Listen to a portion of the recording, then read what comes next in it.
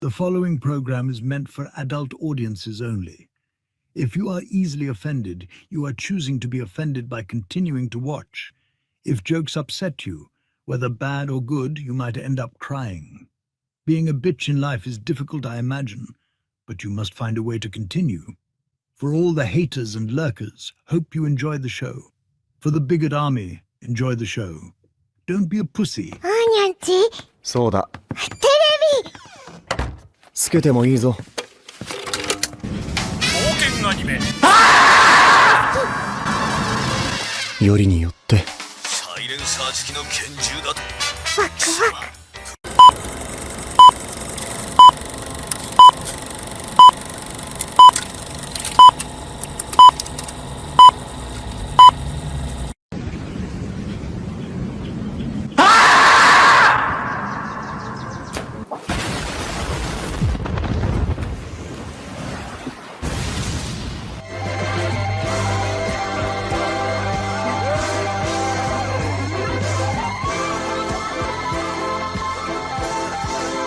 Here we go!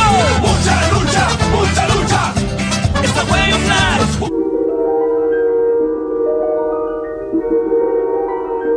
There is a fifth dimension, beyond that which is known to man. It is a dimension as vast as space and as timeless as infinity.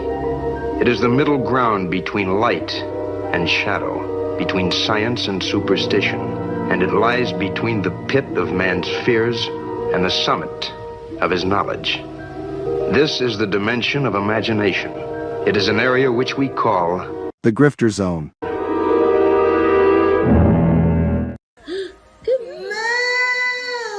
Oh, you found your moo. My crew is big and it keeps getting bigger. That's because Jesus Christ is.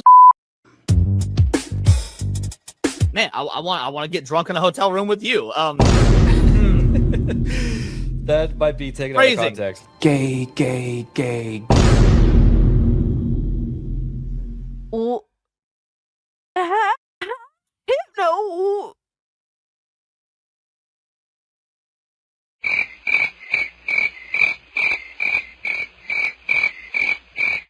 How is it my fault? What?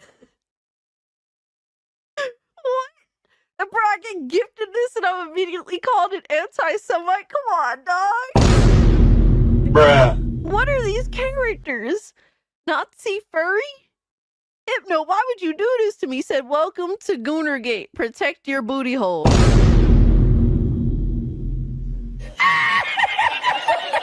up, nerds? It's Alyssa Mercante, Kotaku senior editor, and Nobody even wants you here.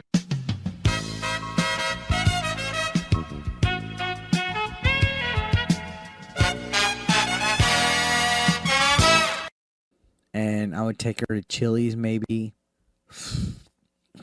You know, like, genuinely, I just want the best for her. Genuinely. Listen, if it was consensual and you didn't hate the Jews, I'd fuck the shit out of you. I would. What did he say? People are gonna clip that. You know that I don't.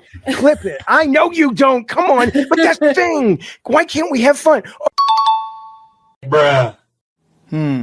That's an interesting way of putting. That makes sense. He's jealous. Fuck yeah. Been knew I was that bitch. I didn't need a man to tell him to fuck. And Hypnotic again, member for 1 month. Thank you. Enjoy First Berserker. What's that black stuff between an elephant's toes? Slow natives. Wait. Wild. Yeah. On the other end of the spectrum. Yes. Okay. I'd say that goes out of dad into dark, but sure, yeah. Mm-hmm. Definitely dark.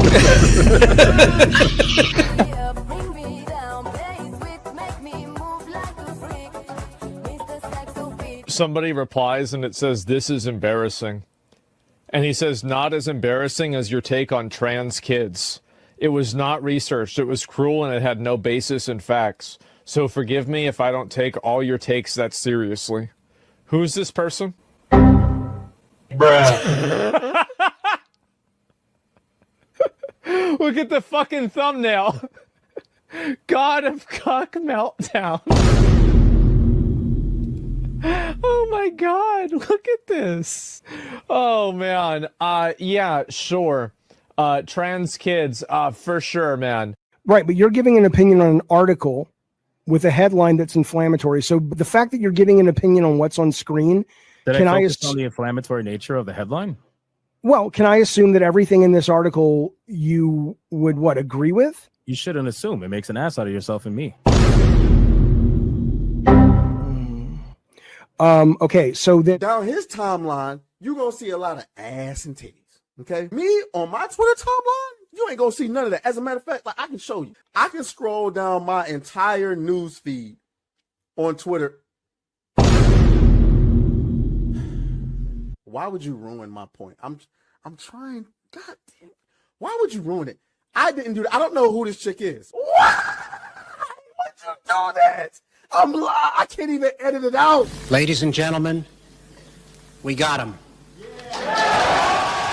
Someone you love been canceled? Have you been the target of online harassment because of something you said or refused to be compelled to say by the mob? Did you mistakenly think you could be an individual, form your own opinions, and keep all of your phones? Titty Has your social freakers! Credit score tanked because you had a conversation with, subscribe to, or follow someone who suffers from wrongthink? Have you been called a literal Nazi because you think taking care of one's physical health is important?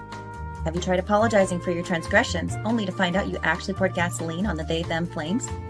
Have you ever had a politically incorrect thought or, heaven forbid, made an off-color joke? Well, we here at the Office of the Cancelled are here for you.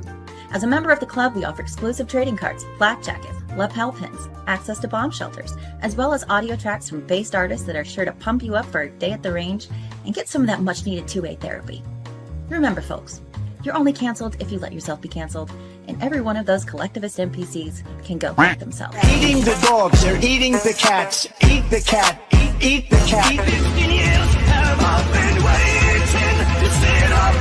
I'll wait some time because the longer we wait, like the more realistic it'll be, you know, when he comes back to life. The touch of the black man in a woke story. The God hand shining down, shining upon thee. White man as you lay down. Cis white man and couple in background. Understand the power of a black man is a God hand. Pro-black Twitter! I breathe life into you. One touch is not enough from greatness. One touch from the black man. Watch me do it again. Kneel and be amazed at the touch of the black man. I bring life. I bring life. Pro-black Twitter hoes! That's right! That's right! Robocock, don't clip that, no! Bruh. Oh God, that's getting clipped. Hey, yo, what the fuck? Oh shit. I was doing so good tonight too. I'm tired of you! Drop it, retard. Robocock.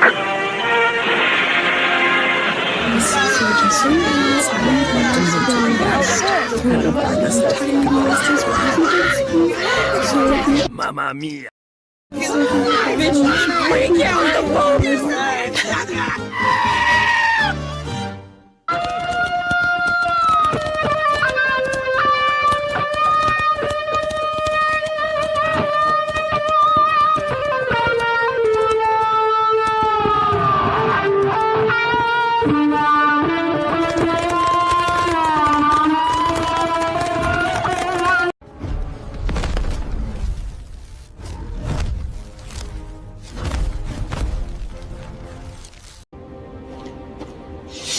Do not touch the fucking pumpkin. Mamma mia.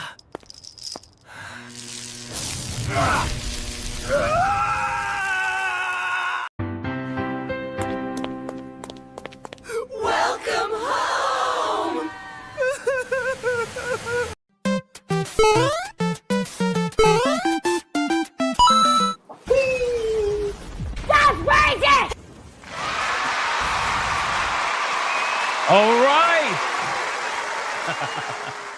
Ladies and gentlemen, welcome to another episode of Hypnocast. That's right, we are live, boys. We are live, we are live, we are live. We're going to dive down the rabbit hole that is known as the internet. But before we do that, boys, you got to bring it in close. Come on, bring it in. Let's go, man. It is, guys, it is Friday. Okay, it is Friday, ladies and gentlemen. Bring it in. Come on, we got to hug it out. Hug it the fuck out right now. We got to hug it out because we got a lot we got to talk about, so we need to hurry up.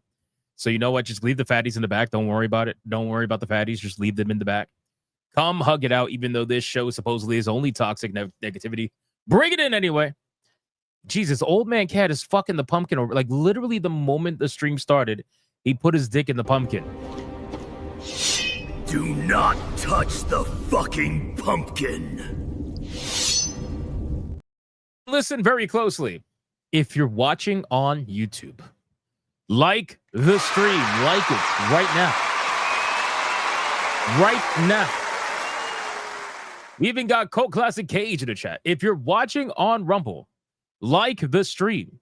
If you're watching on Twitter, like the post. And if you're watching anywhere else, Welcome home. so like the stream. If you don't want to go home, like the stream. Can I get a mic check, please? Mic check, titty check, balls check. What are we checking, man? What are we checking today? Guys, we got a lot we got to go over. Sincerely, we got a lot we got to go over, man. We got Twitch making an announcement. Actually, technically, it was Dan Clancy making an announcement through Twitch, but we're going to see that anyway. We got so much we got to talk about. We got the big Halo news. We got the big Halo news with the thing that has been teased for months now was finally revealed, and it's like a remake of a remake. You know what the big reveal was? The big reveal was, hey, Xbox fans, we're putting our game on PlayStation. Fuck you. I know it's Halo. It doesn't matter. It's a beautiful thing. But what else are we checking, man? Popcorn chicken? Nice. Nice, nice. What else? What else? Wart check. There you go. Halo is trash check. Well, fair enough. Sony is an Xbox. Yep, that's true. Pissed Fallout fans check. Yeah, I saw that. Ninja Gaiden 4 and loving it. Very nice. I'm gonna join you sometime in November playing that game. Because after we finish Tormented Souls, we're probably gonna do one more horror game before the month is over. And then we're gonna start Dying Light the Beast, and then after that, we're gonna do Ninja Gaiden 4. That's the plan right now. So that's the plan. What else we got? Screams of Horror check. Very nice. Halo died with Reach check. Fair enough. Illegal truck driver check. Yeah, I know. I saw that video. Fucking terrible. Unbelievable. Don't touch the pumpkin. I agree. Persona 5 check. There you go. Sony Lisette check. The check. Duck Off is file check. Bro, I want to play more Duck Off. Probably going to play tonight, most likely. I got to be real with you. Actually, no. That's a lie. That's a lie. I'm not going to play more Duck Off tonight because chances are I'm going to play more Tormented Souls tonight because I wasn't able to do Griffcast earlier in the day. So we're going to try to catch up and see if we can finish the game or maybe get close to it. We'll see. Chainsaw Man movie check. How was that, by the way? How was that? How was Chainsaw Man the movie? I heard it was pretty good. What else we got? Master Cheeks check. Oh, don't remind anybody of that, please, for the love of God. For the love of God. All right, guys, listen, our ESG scores are at their maximum. We are indeed fully funded. Like the stream. Like the stream. Let's do the Bigot Army roll call. Let's see who is in his chat right now, aside from former Kotaku urinalists, Black Samurais that unfortunately did exist at one point but no longer do, and people that swear they don't watch our content, and yet somehow, some way, they seem to know everything about us. They seem to know every single dollar we make, and they are constantly counting our money and complaining about it. It's a very weird thing. Fuck, you got another donation. Add it to the total. Sigh. Yeah, I don't quite understand it. I don't quite understand it. But maybe it's something that's not meant to be understood. We got 2K GameCuber. What's up, man? We got Common Writer. Stormborn over on Rumble. What's up, dude? We got the Mervoth. Umbra 580. I don't know why, dude. Oh. I don't know. I don't know why. But I sincerely, bro, I saw what you said, Umbra, and I was about to click off and go to the next person, but literally for like a second and a half, I thought you said homomancy. Like, that's just... Anyway, D Draconic over on Rumble. Low KZ 420 over on Rumble. We got Angmar WK. What's up, dude? How you doing? We got John Bond Zombie. We got Kids Flash Nacho. What's up, dude? We got 17 Crash. What's going on, dude? We got Frenchie 07. We got Audio Pollution. We got Kurokami. What's up, Kurokami? The Voice in the Water. Crash Collins over on Rumble. We got 3ABT. We got Felsteph, Mad Max, Speedy Cake, Faye. We got Blue Octopussy. We got Shinigami Ren, Creepier 07, Janarthus, St. Hugo 42. We got Sonia the Set with the real bigot roll call. We got Jonathan James Johnson Jr., a.k.a. Triple J Jr. We got Ron DFK. We got Almonte Observatory. What's up, man? We got Gray Soul. We got Tim Grove. We got Kushido Izumi. We got Dragatello. We got Mr. Melancholy, Commander Sonok, Demon Democracy. What's up, dude? Got worried you weren't on game. Yeah. No, I had scheduled something and I totally fucking blanked on it. So couldn't miss it. My bad, but that's okay. I always make it up. Always make it up, man. We got Dragon, Live Wells. Danko Orange says, your mom check. Nice one. We got John D. We got Ninja? Nin3 Gat. Something like that. Romanizer 24. Old Man Cat says, fuck your feelings. Sneaker Final Boss. Faye. We got Barry Stroud. All right, 4 more people, boys. 4 more people. And then we got to get on with the show, man. 4 more people. Come on, boys. We got a lot we got to talk about today. We got Schizosaurus, the legend. We got the Voice in the Water. Matthew with the Hero Priest. We got more dots. Joel Jimenez. Oliver. Adam? I don't know, but the name changes is pretty gay. I hate that YouTube has done this again. It's so stupid. We got B. Dugan. We got Ron DFK. That's Psy at the end. Laugh my ass off. Yeah, it's funny. We got Trabuco over on Rumble. Says, falling in. Let's go. King Demon Wing saying he is not here. I guess he doesn't want recognition. Fair enough. Tiger King. What's up, Tiger King? How you doing, bro? T-Jazz, Arden Comics. We got Jimmy Collins. We got Mughal. Adam Juman on Rumble. 789 Goku. We got John D. We got, who else is here? Black Tailgate. We got Umbra again. We got, let me see, Dark Obsidian. What's up, dude? How you doing? Hypno the fucking legend? No, you're the fucking legend, bro. And last but not least, we got Anime Mania 500. We got Torinol over on Rumble. We got Stormborn over on Rumble. And we got, let me scroll down. Any new names? QC2709 with a very interesting profile picture. And Valkyria Winter. And of course, well, they changed the name, but you get it. Psycho. We'll call it Psycho.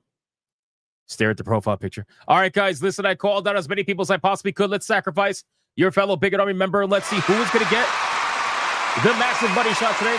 You know what I realized? I think the haters don't like to talk in the chat, even though we all know they're here, because they don't want to get money shotted. I really think that's what it is. They're probably like, oh, he's so disgusting. He money shots on someone. It's terrible. It's terrible. You know, these people don't like to laugh. They don't like to laugh at themselves. They damn sure only like to laugh at the chuds. But you know how that goes. Psycho says, no Diddy, no Game Pass, no DoorDash. Protection up with the power of Zuzu. Lightning all protection revoked by TwitchCon security. Down by 7 with added kidney stone to add some... what? Wait, what? What? Added kidney stone to add some... Oh, I thought that said flavor. Bro, what's wrong with me? Oh my God. It says add some favor. I thought that said flavor. I was like, what the fuck? 1, 2, 3, 4, 5, 6, 7. Oh no. Holy shit. Oh no. Peaches and cream. You know, Peaches and cream, she was just trying to be nice, man. She was just trying to be nice and do her very typical, emoji welcome by throwing a bunch of peaches in the chat. Damn, man. Come on, guys. Come on, guys. Really? On peaches and cream? She's so nice, man. It's fucked up. Well, it's what it is. Congratulations to Peaches and Cream. You are the recipient of the money shot today.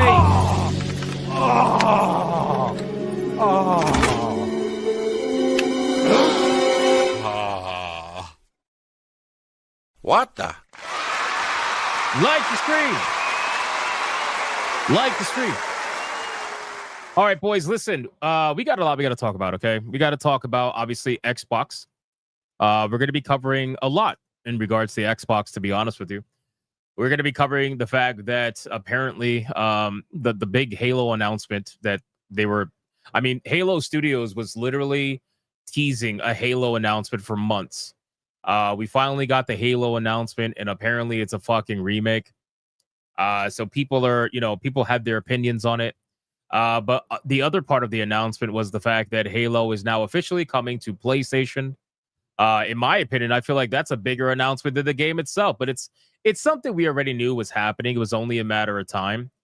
So we're going to talk about that. We're going to talk about people's reactions to it. We're going to talk about what it may mean for Xbox as a brand, as a console, as a franchise, and how the console wars are effectively dead. I haven't believed in the console wars for years, but I know there's people that have up until today. But they are long dead. They are long dead, at least in the way that we knew it. So we'll talk about that. We'll cover that today and kind of see what's going on with Halo. We are also going to cover Twitch. We're going to cover how Twitch has responded to the whole drama officially with TwitchCon. Now that TwitchCon is over, and it's so amazing that Dan Clancy has finally found the time to respond, because he damn sure didn't respond while TwitchCon was happening. It's probably because he was too busy hanging out with the e-girls. But, regardless, now that that's done and his dick is no longer busy, I suppose that he has time to finally address the situation. So, we're going to talk about that. So basically Xbox is going Sega. Yeah, it's kind of like history repeating itself. We're definitely going to, we're going to go over it. But yeah, Dan Clancy did respond, but he didn't respond necessarily on his own. He responded under the Twitch account on X. So we'll talk about that. We're also going to cover some Borderlands stuff. We're going to cover Razer. Razer's another big topic today. Everybody knows what Razer is. If you're a PC gamer, you probably should know what Razer is. Razer is getting attacked right now because they put out an ad. They put out an ad over on TikTok that is making all the special people, let's just say, very angry at it. I think they might have even taken it down, but I'm not 100% sure yet. But it has to do with basically silencing women, and they made a joke of it. And they don't like it. So we're going to react to the video. We're going to talk about the gaming journalists that, oh, by the way, the super toxic positive gaming journalists that never cause any drama, never do any of that stuff. They're all being toxically positive and totally only talking about video games. Yeah, apparently they put out an article basically lambasting Razer and attacking them because, they didn't like their funny video. They can't find any comedy in it. So we're going to talk about that because it's hilarious. And I got a million fast topics, obviously, to go over and some funny videos to go over. So before we get into any of that, ladies and gentlemen, we need to do the number 2 segment on YouTube, the number 2 segment on Rumble, the number 2 segment all around the galaxy. This segment, ladies and gentlemen, is known none other than the retard. That's right. Of the day. And here we are. The fate of the planet is in the hands of a bunch of retards I wouldn't trust with a potato gun. That's right, ladies and gentlemen. We got ourselves the retard of the day. You got another donation. Add it to the total. That's right, boys. Retard, or in this case, retards of the day. So, obviously, you guys know the whole debate that happened with Smash JT and how he got felted by Colin, right? Essentially. Now, obviously, people, I'll tell you like this. Here's my comments that I'll make on that absolutely retarded conversation that we all knew was going to be retarded, but they did it anyway. What I will say is that it is very clear that the sides were chosen before the conversation even happened, right? So that goes for both Smash and that goes for Colin as well. Colin had the entire industry behind him, even though he claims that everybody hates him. And then Smash JT had the entire YouTube side behind him, right? Well, not the entire YouTube side. There are obviously people on YouTube that want to see him fall, and I get that. I totally understand that. And those people were on Colin's side. But Smash GT is not a debater. Just like I said, on yesterday's stream, he's not a debater. So it was going to be a complete fucking like shit show. And that's exactly what it is. But God bless his Italian heart for trying his best and forgetting the rest. We all know Smash is at least 82 years old, right? We all know that. I mean, it was basically like this. I've done this to him before. Mamma mia.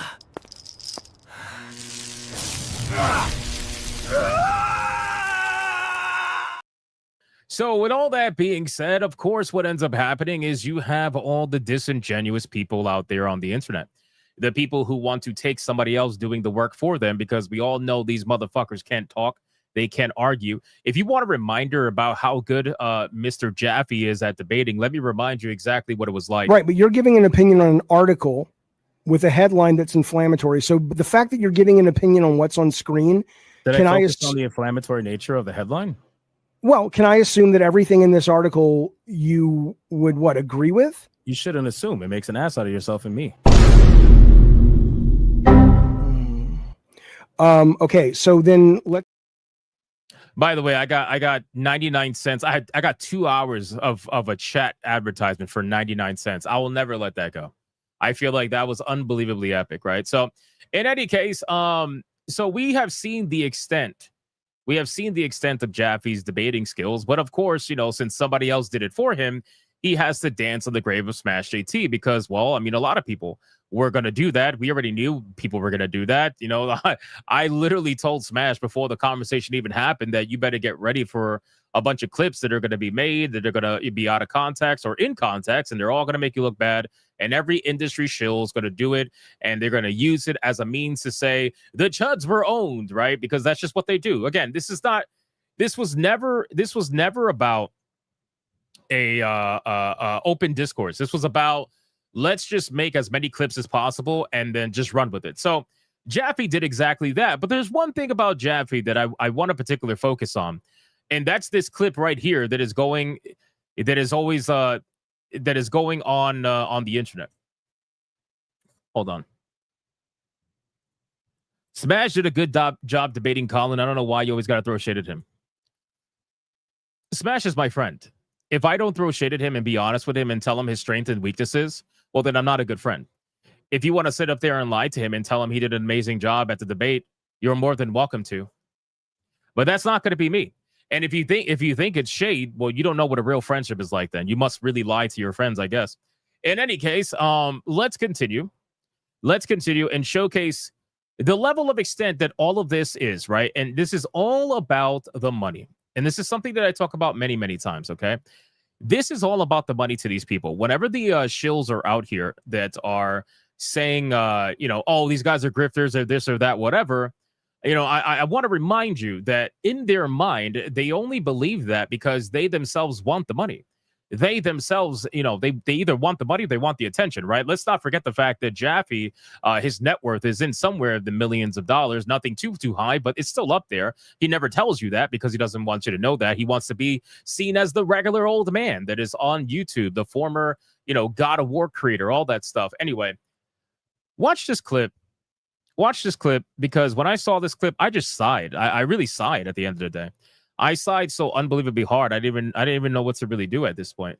Check this out. When you have access to the world, you're gonna find your people. Yeah. Yeah. And I guess he has because he's pretty successful in that world, right? I mean, he's not Dude, nobody. The donations were streaming in. He was getting like $100 donations. Like, hold on. Where is it? Fuck, he got another donation. Add it to the total. Sigh. $10 donations, like it was crazy, So why do you think I made that donation clip? Why do you guys think I made that donation clip?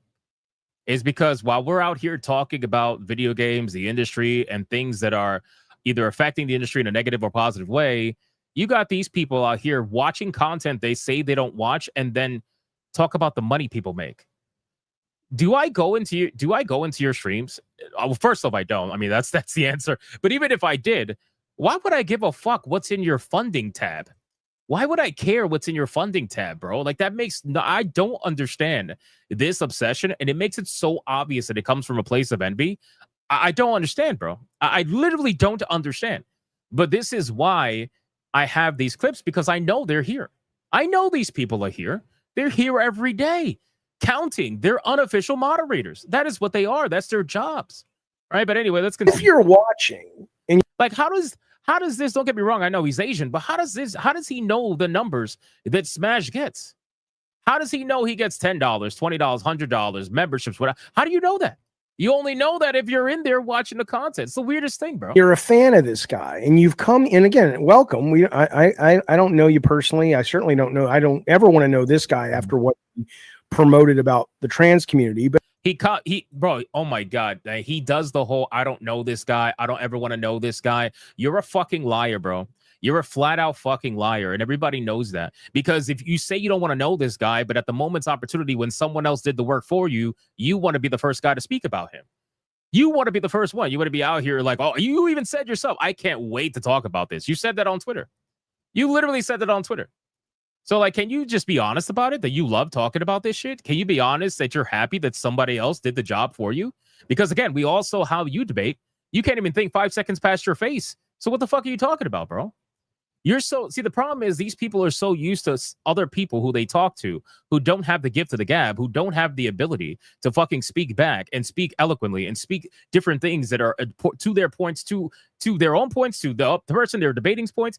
They don't have the ability to do that. So they let somebody else do it, which, again, I'm not surprised. But if you're just understand something about certain people, and I will say, based on what I saw last night, my opinion is Smash JT falls into this category. Obviously, it's subjective, but my opinion is that if you watched that last night, you can hate Colin, you can hate women in Ghost of Yote. Oh my God. You can still support every single political take this guy has. You can hate the trans community. Oh But please know that at least my opinion, and most people who walked away from watching this opinion, is this guy is either incredibly stupid or he's very smart and you're being played. And he's basically playing a character and telling you what he knows you want to hear in order to get your money. And that's my opinion.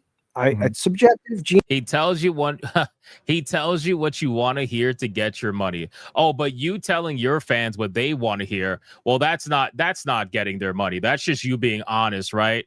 Right, Jaffe? You're just being honest. You know what's the hilarious thing about all this and about David Jaffe is that this man had the audacity, the caucasity, whatever you want to say.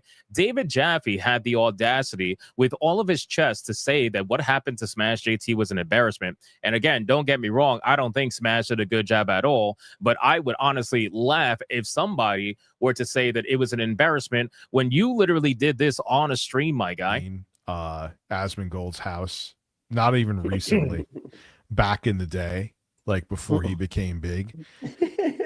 Dude, Twiggy's seen it. Dude, he used to use a dead rat as an alarm clock. When the sun would come up in the morning, it would heat up the dead rat. And to the while, it'll get to your super chat. Hey guys, I got to see if my dog's why he's barking. I'll be right back. I'm sorry. Okay. All right. I'll hold my question off for it. I'll answer this. Is this the guy? Well, I'll hold that off too. God damn it. Both things are for David, and David is gone. I was going to say, I'll ask you then this, Twiggy. Don't you think that makes it unhealthy? Yeah. What was that? That was him vomiting on stream because he's fucking weird. Anyway, so again, ladies and gentlemen, this is why when I tell you, and this is why I don't deal with these people, okay? I do not deal with these people because I realize most of them are, I would say 95% of them are extremely intellectually dishonest, okay? I'm not the smartest person in the room. I don't know everything, and I've always said that, and I will stand by that, and I get that. But these people want to pretend like they're the smartest people in the room. They want to pretend like they are the ones who you should listen to. But the simple truth is that they're not. They're not. And they want to pretend like everybody else is embarrassing, but they're the ones that are the most embarrassing because they're out here shilling for corporations that literally fuck them. which is hilarious, by the way. This guy's been writing on his fucking coattails of his creations in the past that hasn't been relevant for fucking over a decade. And they made it re-relevant, and it wasn't even him that did it. It was somebody else that did it. It's like, what the fuck? What are we doing, bro?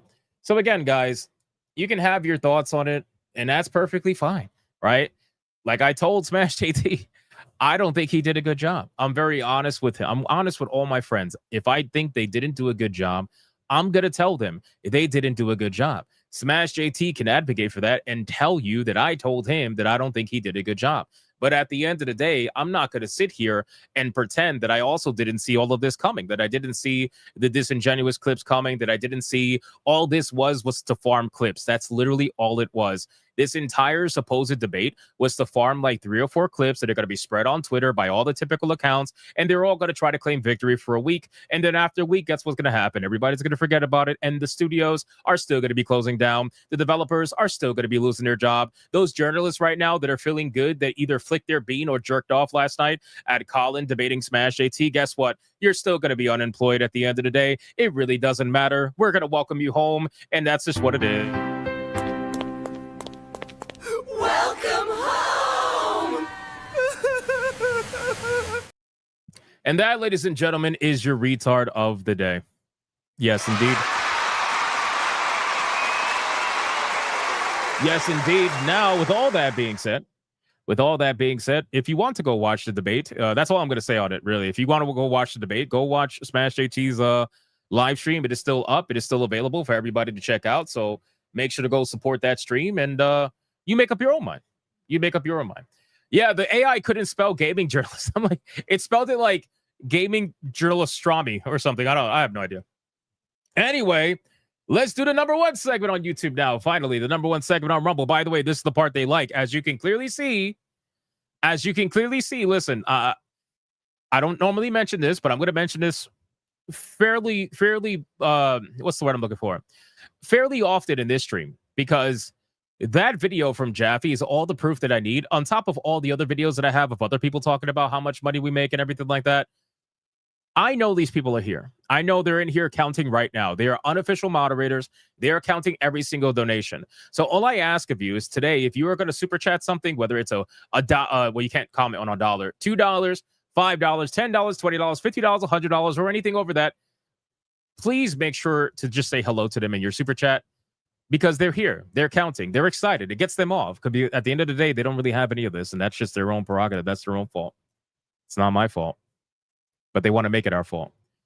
The number 1 segment on YouTube, and that is the pre-stream legend. Money, print money, cash, money, well, capitalism, raise a bunch of money, more money, heaps and heaps of money, print money, cash, money, well, capitalism, raise a bunch of money, super chat money. As salty as the sea, calling us no-code names. SJW screaming, but it's money they blame. Burning with envy, they're falling flat. Can't handle the sound of a super chat. That's right, boys. We got ourselves the pre-stream legends, ladies and gentlemen. Let's make sure to thank the people who are nice enough to go the extra step. We got Mr. Melancholy with a 2, says Xbox hasn't been good since the 360 era. Yeah, we were actually talking about that. What was it? We were talking about that probably like 3 streams ago or something like that. About when like Xbox was last good, and I would agree. Like Xbox 360 was the pinnacle, in my opinion, of Xbox as a brand. So, Mr. Melancholy with a 5, a large activist once said she had OCD. I said, nah, bish, you got OBCD. Hail, Bigot Army. Shout out to Mr. Melancholy, bro. Thank you so much. I appreciate that, dude. We got King Demon Wing, the fucking legend, King Demon Wing himself, with the fucking 10 membership banger, man. Shout out to King Demon Wing. Let's fucking go! It's a membership banger! Shout out to King Demon Wing. Thank you so much. And considering he is the first membership banger of the stream, you already know what that means. Oh, you found your moo. I'm just kidding. I only did that because I know they're watching. Go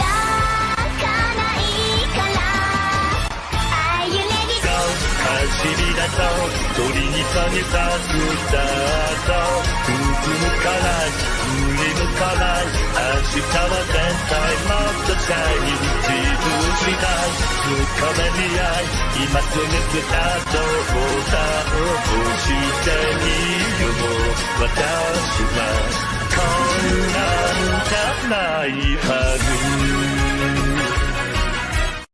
Shout out to King Demon Wing. Thank you so much, brother, for the 10 membership banger. I appreciate that, man. I appreciate that. Then we got Chief Danye continuing the membership train with a 5 membership banger. Let's fucking go! It's a membership banger! Shout out to Chief Danye. Thank you so much, brother, for the 5 memberships. I appreciate that. Old Man Cad, the fucking legend with the 10. Bro, we got a membership train going on, man. Membership train going on. Look at this, man. 10 membership banger. Let's fucking go! It's a membership banger!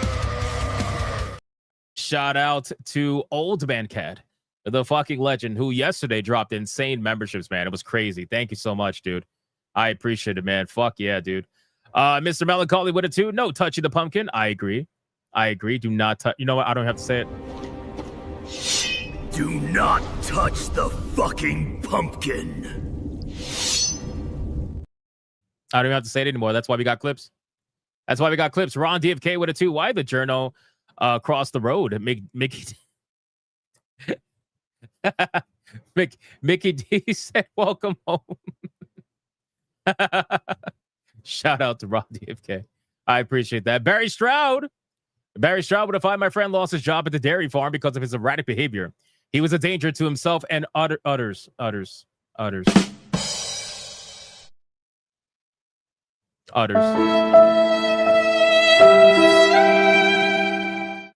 He said others. Mr. Vegeta with a 2 says Hypno Bigot Army song sent you on Discord. Thank you, sir.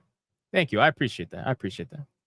I saw that. I just haven't had a chance to listen, bro. I've been literally out all day. I apologize, bro. Mervald for 8 months says, but according to a certain journal, you're only negative and don't talk about. Oh, that's right. Yeah, we don't talk about video games. Oh, the best one was we don't play video games. I don't know what was better. To be honest with you, in terms of a lie. It's the you're a tourist and you don't play video games lie. Because again, he wasn't just talking about Smash AT. He was talking about everybody, right? He said you guys. So basically, you guys means anybody who thinks differently from him. So I'm going to have to assume he meant partially me to some extent.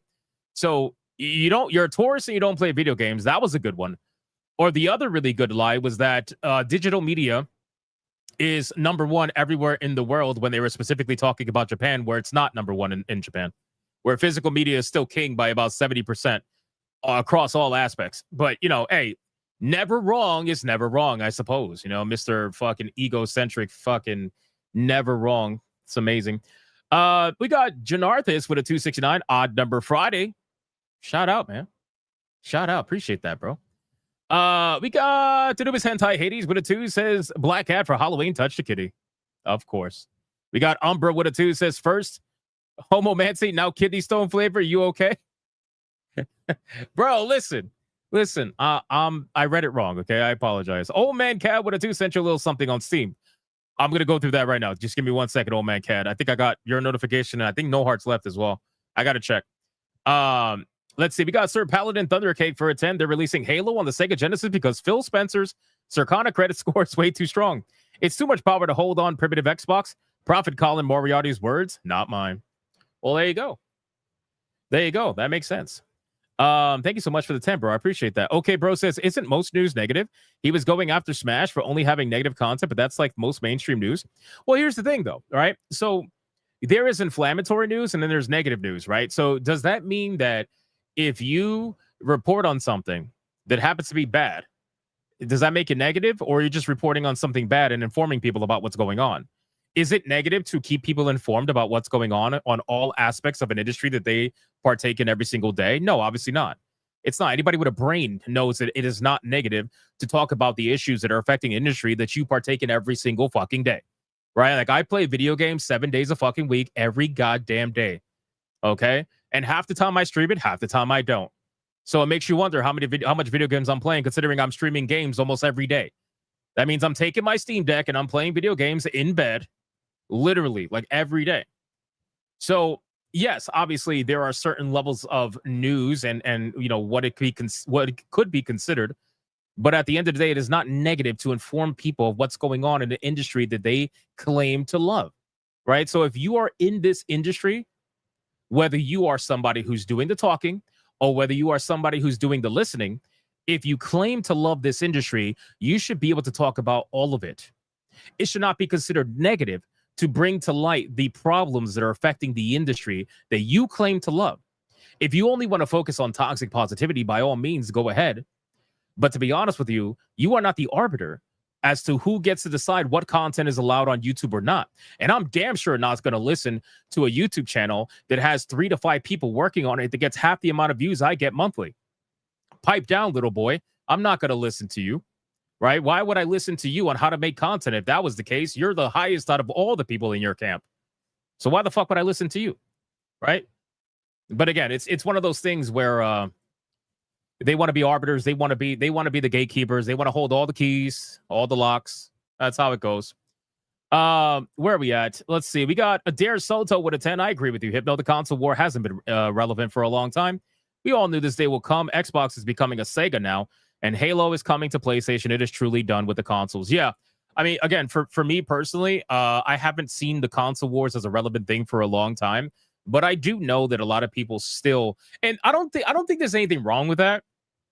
You know what I mean? Like, I don't think there's anything wrong with that personally, because me personally, I think that these brands have at least built their brands off of having that kind of loyal fan base. But now that the brands are wanting to go away from that because they need more sales, they're not getting enough sales from their loyal brands, like their loyal player base. You are going to inherently piss people off that spent over a decade building that brand up as being something exclusive. The moment you go away from that, people are going to get obviously fucking pissed, right? The only one who's not going away from that is Nintendo, because they've always been that way. Right, but Xbox and PlayStation, they want to go everywhere, but they also don't want to piss off their fans. So again, I don't know. It's a kind of a lose-lose situation, really, at this point in time. But I guess we'll see what ends up happening. Uper with a 5 smashes debate performance. Maybe want to. OD on Toledo is crazy, bro. That's crazy. That's fuck. Welcome home. That's crazy, man. OD on Toledo is crazy. Adair Soto with a 5. And that is the end of an era, but to a new beginning of cloud gaming and digital more in the future. Yep. And listen, man, it's only a matter of time before Japan does end up going the majority digital route. But they are so much more ingrained culture-wise in physical media. Physical media drives Japan. And that's in multiple different aspects too. Lesser to the extent of movies than it is with video games and manga, obviously. Like manga and anime too, like collecting anime, like all that stuff. It is huge in Japan. So to claim that Japan is just like the rest of the world and majority digital, well, that's a fucking lie. That's a straight up lie. And either you don't know that that's a lie, which that kind of goes against the whole narrative of you being the one who knows everything, or you know it's a lie and you are disingenuously representing it. It's one of the two. Right. So anyway, again, Smash got no troll skills. Now, Smash can get a little trolly. You got to get him drunk first. Nonstop with a 2. They're mad you make money without showing your face. Yeah. Again, what the fuck does that have to do with anything? There are VTubers out there that blow me out the water in terms of monetary gain. What the fuck do I care? Why would I sit here and pocket watch people? That's got to be the most pathetic thing for a grown ass person to do. Like, you are a grown person acting like a high schooler, worrying about how much money someone makes, and then trying to tie the amount of money someone makes to their disingenuous nature. What the fuck are you doing, bro? What are you doing? Who does that? Like, you must be unemployed. Or in the case of Jaffe, you must be somebody who's living off of royalties so that you don't actually work. And you're trying desperately to become a content creator or a YouTuber because you want people to pay attention to you like they used to, and they don't anymore because people only cared about you when you were actually the creator of God of War, but you're not anymore. So people don't fucking care. It's not my fault people don't care about you. Don't look at me, bro. Don't be counting my dollars because people don't fucking care about you. Why don't you focus on trying to get people to care about you again? Do something. Jesus Christ, man. Nonstop Dre with a 2. You should add that puking to the intro. Oh no, God, no. I only wanted to look at it one time. To make a point. I'm good. Shadow Walker with a 2 for no reason at all. I appreciate that. I appreciate that. Thank you, bro. We got Mr. Melancholy with a 5. They always obsess over the money because they are jealous and want the clout and the financial support. Yet they're unlikable goblins. Yeah, sounds about right. Miss Molly with a 249. Mo money fires. Am I saying that wrong? Thank you, Miss Molly. Nonstop with a 2. Hello, unofficial moderators and pocket watchers. Thank you, man. Thank you. Mervoth with a 5. Smash JT's biggest sin was to assume these people have morals. Hi, Journos. Oh, hi, Journos and Weirdos. Smash may have lost the battle, but still making money, and they aren't. Exactly, bro.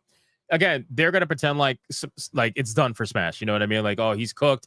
Colin Moriarty got him. This was the big win for the journalists. This was a big win for the industry. This was a big win for whatever, right? And again, this is from someone who claims that the woke hate him. Okay, sure. If the woke hate you, then why are they all in your chat cheering and supporting you on? It's because they hate Smash JT more. So you are a means to an end. You are a useful idiot. And for somebody with such an ego, it must really suck to realize that you are a useful idiot to these people. That must suck. But I guess we all have to come to terms with that, I suppose. We got Jay Viper with a 5. The only reason they think Smash, you, etc. lie for money is because it's what they do. Also, hi, Jaffe. Transing your kid was fucked up. Repent. Yeah, well, I mean, listen, it's all projection. Literally all projection, right? Because there's not a single thing that they can say, like, oh, you're a tourist, you don't play video games. How, bro? How? What are we gonna do? We're gonna have an e-measuring contest? Are we gonna try to like move goalposts and say, oh, you got to play XYZ amount of hours per week in order to be classified as a gamer? This, that, whatever. Are you gonna say you're gonna need XYZ amount of trophies? Like they're always gonna figure out something. Oh, but you don't have this, you don't have that, you don't have this. Bro, come on, man. What are we doing? Seriously? Really? But you platinuming Tales of Kazera Zao, that was a talking point? That was like a big thing. You platinum Tales of Kazera Zao. I streamed Tales of Kazera Zao to completion while he was in my chat. We're not the same. Killer D Hun with a 5 membership banger. Shout out to Killer D Hun. Thank you so much for that. Let's fucking go! It's a membership banger! Thank you so much, bro. I appreciate that, man. 5 membership banger is insane. We got a crazy membership train happening today. We got Melodic Method joining in on the membership train. Look at this guy. 5 members. Let's fucking go! It's a membership banger! Shout out to Melodic Method. Thank you so much. I appreciate that, man. Secret Final Boss joined in with the 1 membership too as well. Thank you, man. I appreciate that. Dark Mistress with a 2 waves to the unofficial mods out there.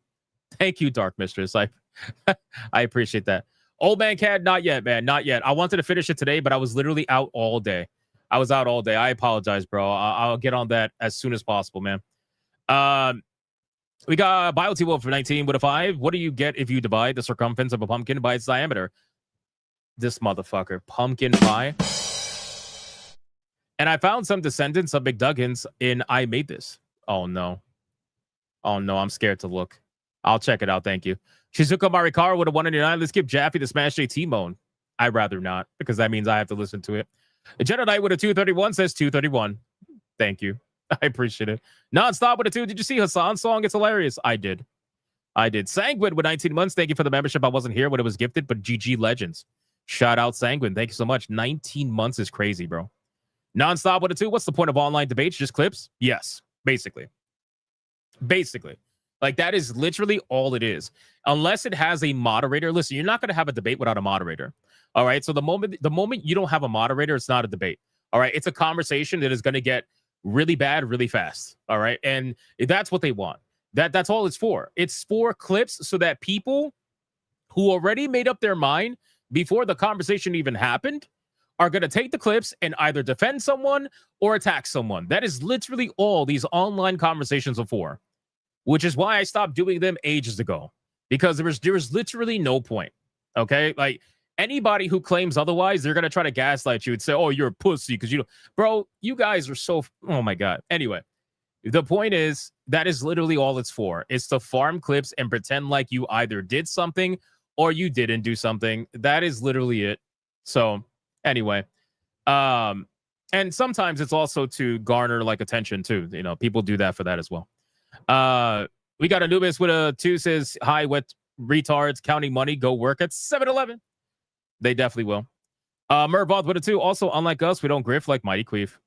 But see, here's the thing, right? Can I be clear on my stance when it comes with Mighty Queef? What do you call it? Getting paid to play Ghost of Yote. So for me, okay, I would not care if you took a sponsorship. You want to know why? Because I don't pocket watch people.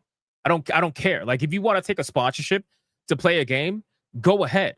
That's perfectly fine. As a content creator, that is your right. If you want to do that, if you built a platform, which he has, and you want to take money to play a game, that's perfectly fine. My problem is that you are somebody who actively goes on Twitter and attacks people for making money talking about video games in a way that you don't like. Meanwhile, you are over here taking money from a corporation to play their game and to be disingenuous about it, whether you actually like it or not. Because once you get paid to play these video games, you have to then hold back on the things that you say about the game. You can't be as honest as you want to be. So you can't be out here calling people grifters and all this shit when you're taking money from an actual corporation to play the game that you've been defending the entire time before people found out you were getting paid to play it. So the entire time people thought that you were just shilling for the game because you're a liberal or whatever. And that's cool. That's fine. But then people find out, oh shit, you're actually getting paid to play this game. Now it makes sense. You know what I mean? So again, I have no problems with that. That's fine. Go make your money. Do your thing. I don't pocket watch you. Unfortunately, you guys pocket watch me. But if you want to get that money from Sony, go ahead, bro. They're a fucking corporation. Take their money. Why not? But don't be out here trying to attack people, pretend like because they're talking in ways that you don't like, that suddenly them making money is grifting and you making money is not. It's fucking stupid. It makes no sense, bro. These people are so goddamn disingenuous about that. It's like, what are we honestly doing here? Who gives a fuck how someone makes money on YouTube? Everybody's making money on YouTube. That's the whole point that a lot of people do YouTube for. And even if you don't do YouTube for it, like me, when I started, I didn't do it for the money. I was having fun. I was just doing my thing. And I still have fun and do my thing. The only difference is, luckily, I was able to grow a platform that was big enough to monetarily benefit from. Is that my fault? No, not my fucking fault. People like the channel. I'm happy they like the channel. But where were you calling me a grifter when I was doing it for free for 2.5 years? Where I was uploading videos every day, making $0 the same way that I'm doing now. Where were you? Nowhere to be found. But now all of a sudden, because there's money involved, oh, he's grifting. It's like, get the fuck out of here, bro. So stupid. Sonya says it's all your fault. There you go. There you go. My mods threw me under the bus. Shout out to Sonya. Angmar for a 5. Hello, Journos. I just want to welcome you home and remember the fries. Go in the bag. Got that? I don't think they're going to remember that. They usually need ChatGPT to remember facts. Peaches and Cream with 12 months. Like the stream and spam the reaction button. Yo, Peaches and Cream hit 12 months. That is legendary. That is legendary. Flip Shazam with a 2. I am the golden standard. Shout out to Flip Shazam. Appreciate that. Hold on. We got one more. We got K Styles with a 16 months. I saw a clip on X of Hypnotic's dog being chased by the police. Might want to have a talk with him about that. Fuck that dog, man. Fuck that dog. Was Mighty Queef actually in Smash's chat last night? Yes, he was. Yes, he was. He was. He 100% was. Constellation. Am I saying that wrong? I'm sorry. I think there'll always be haters when you're making money. I had people tell me it must be nice to have an inheritance. Yeah, always. It's always like that, bro. Let me drink some water. Hold on.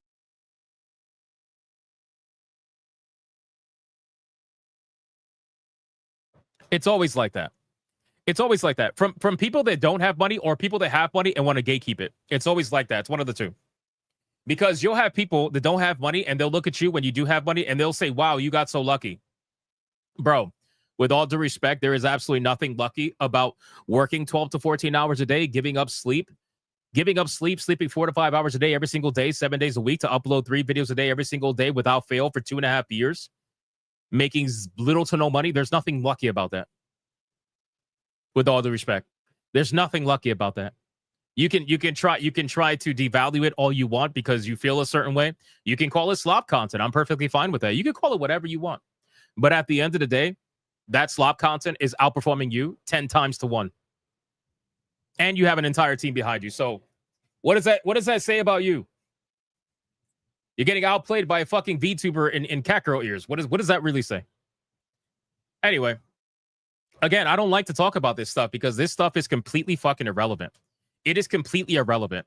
When it comes to money and numbers and everything, it is completely irrelevant to the conversation that is at hand. They want to make it a conversation because they want to talk about your money while actively hiding how much money they make on their own Patreons. I'm just saying. So get the fuck out of here with that shit, bro. It's got nothing to do with it. If not, I said he's a VTuber. Yeah, I said it because other people say it, so I might as well just fucking go with it at this point. Did I see the Dan Clancy music video? No, I did not see that. I don't think I want to see that. That sounds horrible. All right, we're almost done. We got Miss Molly with a 249 super sticker. Thank you, Miss Molly. I appreciate that. And then Anubis with a 2 says, wife checked my pocket for money. I said, no job. You pay me. Nice. And then on Rumble, shout out to Rumble. We got Dietrich Connick with a membership. Thank you so much, Ben. I appreciate that. We got Adam Juba with $1. He just had to wear a God of War shirt to suck up to Jaffe. I know, right? Imagine being a guest on Jaffe's stream and wearing a God of War shirt. But again, I don't know who that guy is. So, and then we got Pay It Forward with a 5. Wumble, #1. YouTube chat smells of mothballs and cigarettes. That is very descriptive. And according to Sonia Lissette, we have hit tier 1 before we even hit the topics. That is absolutely insane.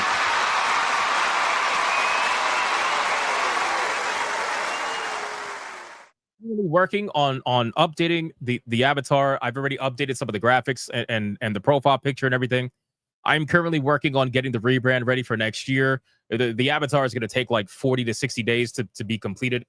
I'm working on 2 avatars at the same time. One is a rebrand of the one that I have, and another one is a Gundam avatar. I decided that I'm gonna make tier 3 for next year, the Gundam. That's what I'm gonna do. So actually, I think I have a preview, a little preview of it. Let me see if I can pull it up really quick. I'm working on it. It's gonna cost like fucking $4,000, but that's okay. I reinvest in the channel all the time. Where are we at? Where's the mech? Mech. Here we go. Open image and new tab. Oh, why the fuck is it like that? Why is it like that? It's so gay.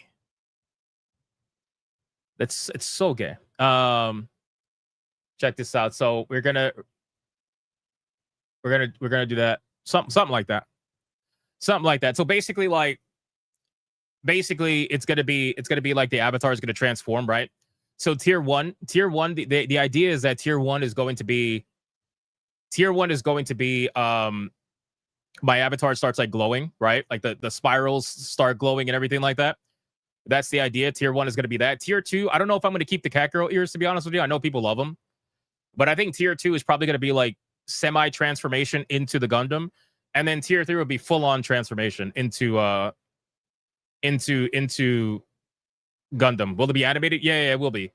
It will be. So I need to get three different avatars made, which is why it's going to cost like $4,000.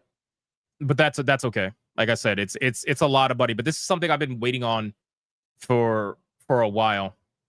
Upgrade the cat girl ears. Maybe I'll do like, I don't know, like built-in cat girl ears. I don't know. I have no idea. I have no idea, but I think it looks cool. It's just something that I'm more into.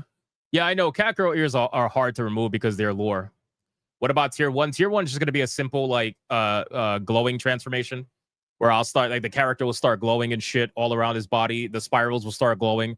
Basically, he's getting ready to transform, kind of like pre-Super Saiyan. That's the idea that I had. You know, like when before Goku becomes Super Saiyan, his hair starts popping gold and then goes back to black and then goes back to gold and then goes back to black. You know what I mean? Like that's kind of like the idea. Why is it so expensive? Because it's fucking VTubers. It's expensive as shit. I showed the chart on Griffcast, bro. I'm not even kidding. It's unbelievable. Some of these places want to charge like $2,000 to $3,000 from a high tier artist for one fucking for literally one avatar. It's like, what are we doing, bro? What about color matching cat ears? That's also a possibility. So in any case, when I say that I have a lot that's in the works, I have a lot that's in the works. Okay, I'm working. I'm a one-man show. Okay, I'm not Last Stand Media. I'm not Colin Moriarty, who has 3 to 4 people jerking him off at any given time. I'm a one-man show. I run my own shit. Everything on every single channel is by me. Okay, so Either put the cat ears on tier 1 or make it part of the armor, like an accessory that lets you don the armor. That's a good point. Well, right now we're focusing on just re-updating the avatar, right? So let me X this out. Hold on, and then we're gonna get into the show, guys. Hold on. So right now we're focusing on just updating the avatar, right? So we're what the fuck? Why did this not work? Oh my god, why does this not work?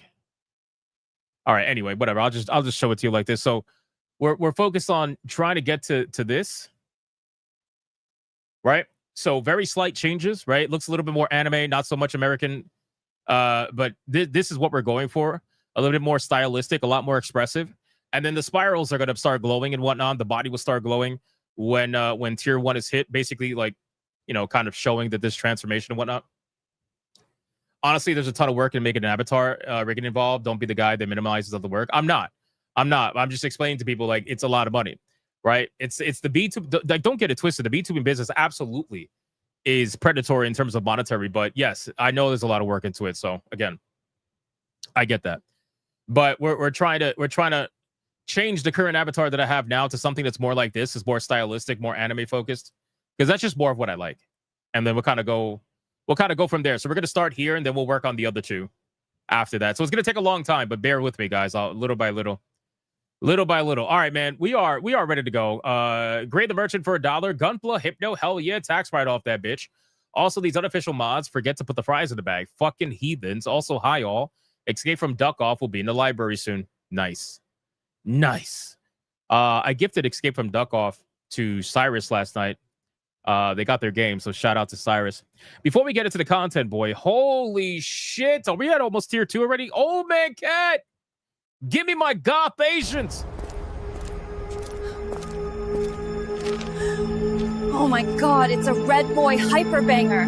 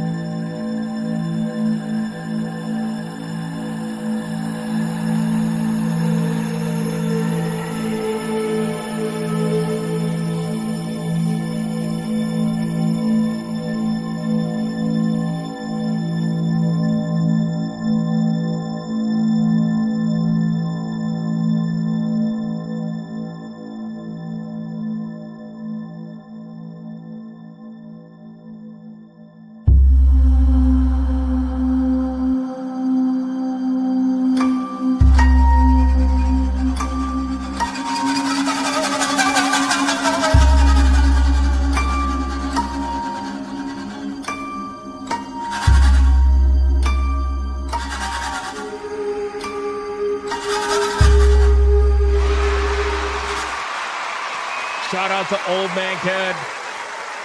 An absolutely insane 99.99 Red Boy Hyper Bangers. Fucking crazy. It is crazy. Thank you, man. I genuinely appreciate that. Sincerely. You are a legend. You are a legend.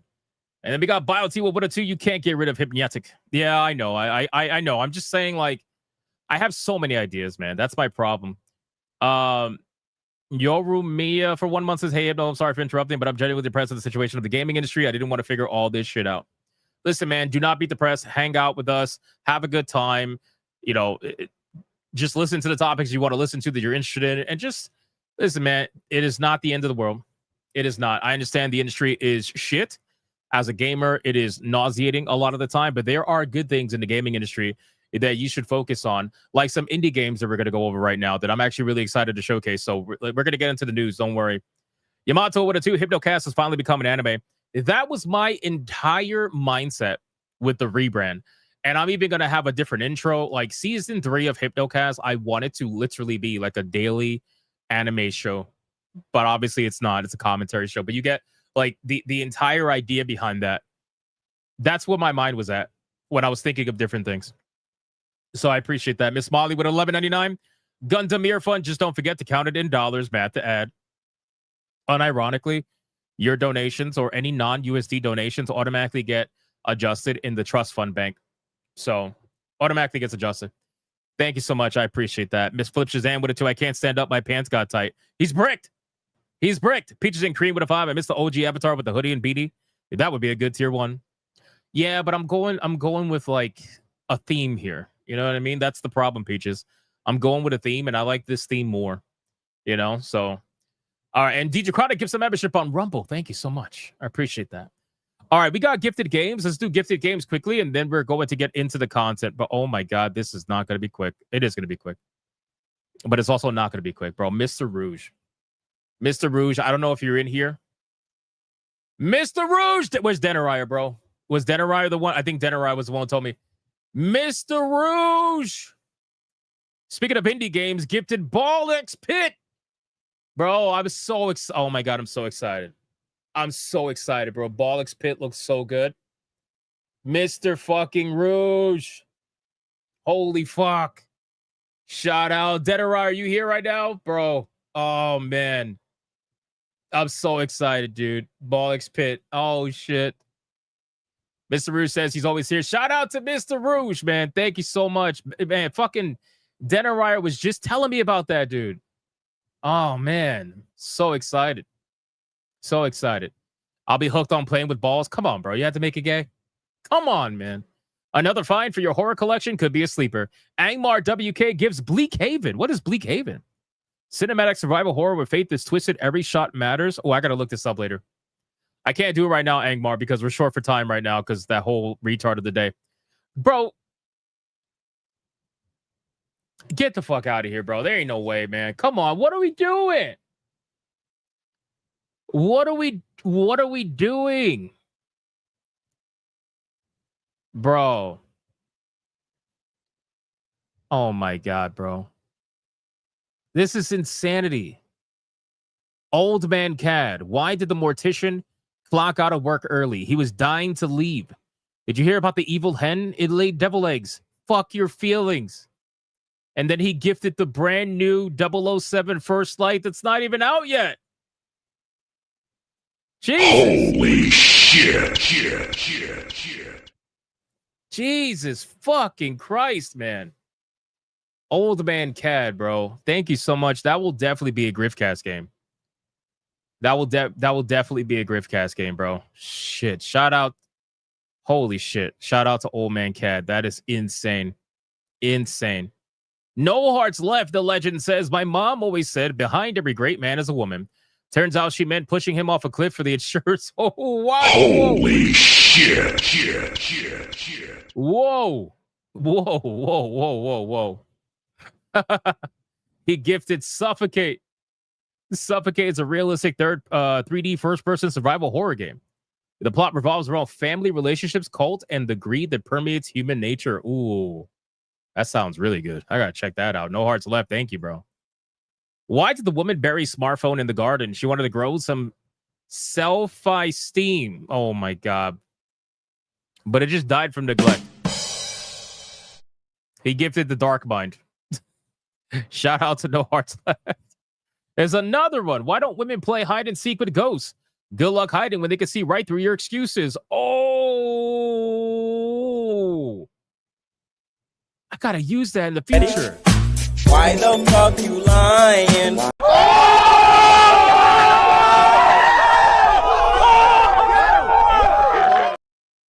I gotta use that in the future. Oh my God. Oh my God, that was good. That was good.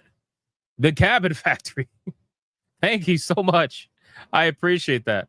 All right, we are fucking hell, man. We are caught up. Talk about an insane pre-stream support, guys. I'm gonna catch up on the rest of the super chats later. We're almost at tier 2, I think. That'll be we hit 481 tier 1s in a row. This will be 170 tier 2s in a row, and I'm sure the unofficial mods do not like that. All right, let's go over the content, boys. We're going to go over literally everything we have. I'm not skipping a beat, and we're going to start off with something hilarious. So there's this indie game going around, and this game is called Welcome to Dolltown. And the reason why I want to show it is because it's a fucking hilarious video on X, where if you look at some of the gameplay, I'm not even going to give you any context. I just want you to see what the girl does to the doll, okay? Because it's fucking hilarious. It's just like WWE style. Look at this. Watch carefully. Steele steps in the ring. Braun Strowman with Cena on his shoulders. Oh my God, he's not going to do this. He does. Bro. I'm so mad that they put actual WWE wrestling moves in a horror game. In a horror game, bro. What the fuck? You gotta be kidding me, bro. How you make her, bro, the power bomb? This is insane. Look at this. And, bro, and the arms to the side. I'm so sick. I'm so sick. Look at this, bro. That is actually fucking hilarious. That is hilarious. The Batista bomb, I know. Sheep would love this one. Sheep would absolutely love this one. This is so good. What is this game? This is something Dollhouse. What the fuck is it? I'm sorry. Welcome to Dolltown. Welcome to Dolltown. Here, let me show you. Let me show you their X page. Even though, by the way, guys, we don't talk about games here. I'm sorry. I apologize. You know, what we're doing right now is not really happening. So just close your eyes and pretend like it's not happening. That's what Kata did when he was at the wedding. Welcome to Dolltown. This is what it's called, okay? Welcome to Dolltown. Some of the gameplay, people... So, okay, this is somebody who went viral recently. And the reason why he went viral recently is because people were calling it... So he made a post basically complaining that people were calling it a Temu Silent Hill F, right? But my problem with this, and I didn't make a video about it, but my problem with getting mad at other people calling your game a Temu Silent Hill F is that you yourself in your pinned post compared your game to Silent Hill F. You know what I mean? So like you said, if you enjoyed Silent Hill F, you might enjoy our indie PSX style horror game, Welcome to Dolltown. I'm like, if you don't want people to compare it to that particular game, then why would you yourself compare it to that particular game? I just think that's a little bit odd to me, right? But otherwise, it looks like something that's pretty cool. I would definitely check something like this out. But you literally have this girl. I mean, Hideko was overpowered. This girl is straight up throwing sluggers. Look at this here. Whack, whack, whack. Oh. What? I didn't even see that one either. What the fuck? I didn't even see that one either, bro. She did the Stone Cold Stunner. Get the fuck out of here. Wait. But what the... Oh my God, I didn't even see this one. Was that a stunner or an RKO? I can't tell. It looked like a stunner because she kicked him. Oh my God, dude. What? Oh no, guys. It's got bunny ears. It's got bunny ears. It's got bunny ears. That's it. That's it. We're sold. Can you find me? We're sold.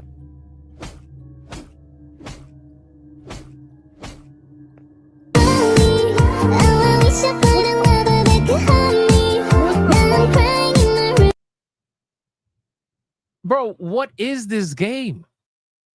Bro, it's so stupid. I have to play. Exactly, Vortex. Bro, we went from wrestling to just kawaii. Like, what's happening here, bro?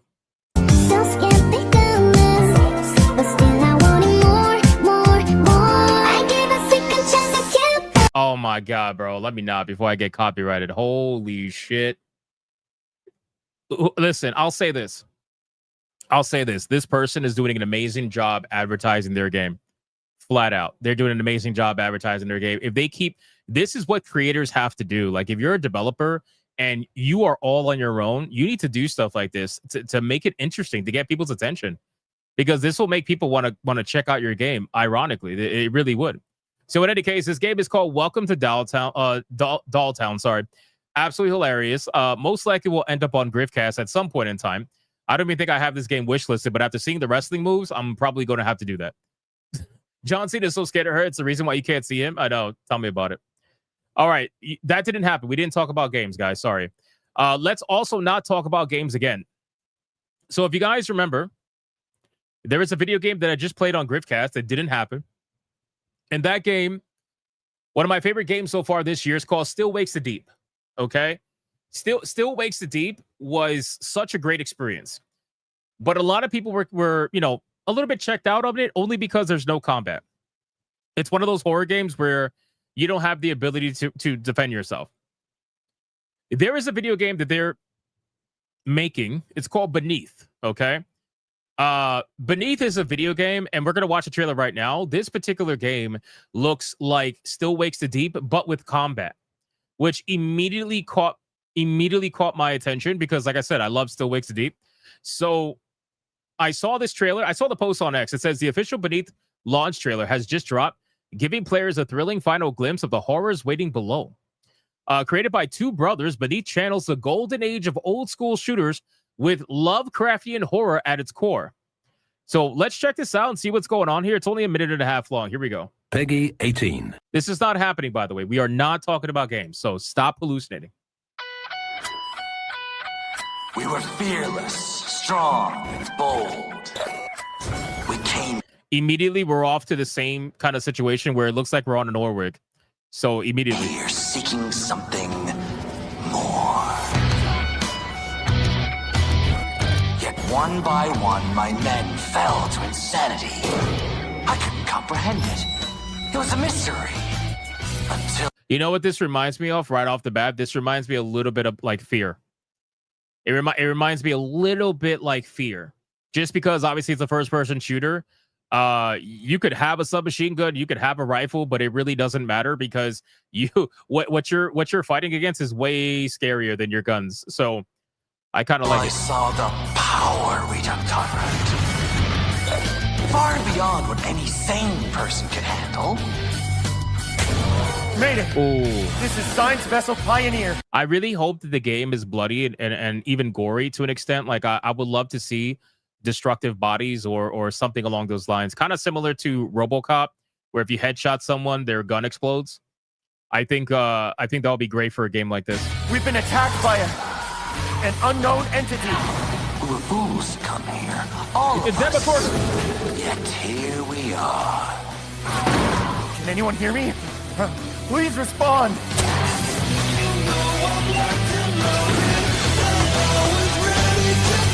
So good. Yeah, this is giving me Fear vibes all day, literally. Trust your instinct says clutch your gun. It's your niffle in these kind of games. Yep.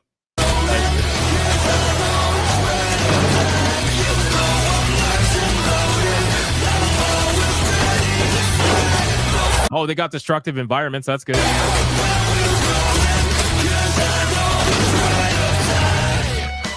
Although it doesn't seem like the bodies have any kind of gore effects to them, so that's a little bit of a letdown, personally. That FOV needs a little work, though, bro. Those arms should not be looking so fucking long. That means the field of view slider is so out of whack. They gotta change that.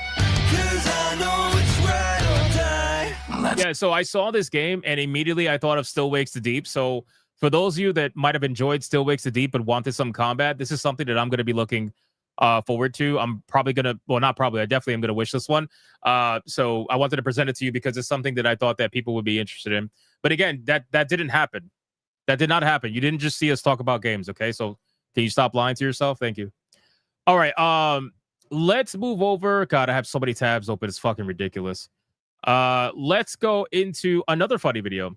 So apparently, everybody's favorite game, #1 seller in the entire world, also beating Monster Hunter Wilds. Who says that? Circana, you know, the trustworthy website that never would lie ever in its entire history.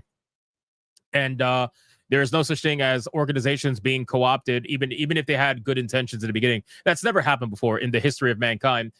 Anytime somebody tells you to just trust the official source, you know, just remember that last time we were told that information was good and that we should trust the gold standard of information. Last time we heard that, they told us 2 weeks to slow the spread, and it ended up being a year and a half of lockdowns or a year of lockdowns. So I'm just saying, when somebody tells you we're the gold standard, trust everything we say, that's coming from a place of, well, nobody can ever lie ever. Or nobody can ever misrepresent ever, right? You could have truthful numbers, doesn't mean you can't misrepresent them. Anyway, so, oh God, I'm so glad I'm in retirement. We got Assassin's Creed Shadows is turning into a joke with a new update, okay? The game had 2 protagonists with 2 different skill sets, but with the new updates, Yasuke has stealthy skills, and Naoe has brute skills, and the enemy is fucking flying. Now, I saw this, and I'm like, there's no way, right? Because when I was playing Assassin's Creed Shadows and reviewing the game, something a lot of these shows didn't even do. Which, by the way, did Fighting Cowboy ever do more than one stream of Assassin's Creed Shadows? For all the time he spent defending the racism, you know what I mean? Defending against the racism of the game. Did he ever play more than one stream? I don't think so. Anyway, I did. I actually beat the game. I'm probably one of the only YouTubers in this space that has beaten the game on stream. And I played as Noway probably 85% of the time. You know what I mean? Probably 85% of the time. In all actuality, I played as Noway 100% of the time because I don't count the times when I was forced to play as Yasuke, right? So when I had the option, I played as Noway 100% of the time, okay? I didn't want to play as Yasuke.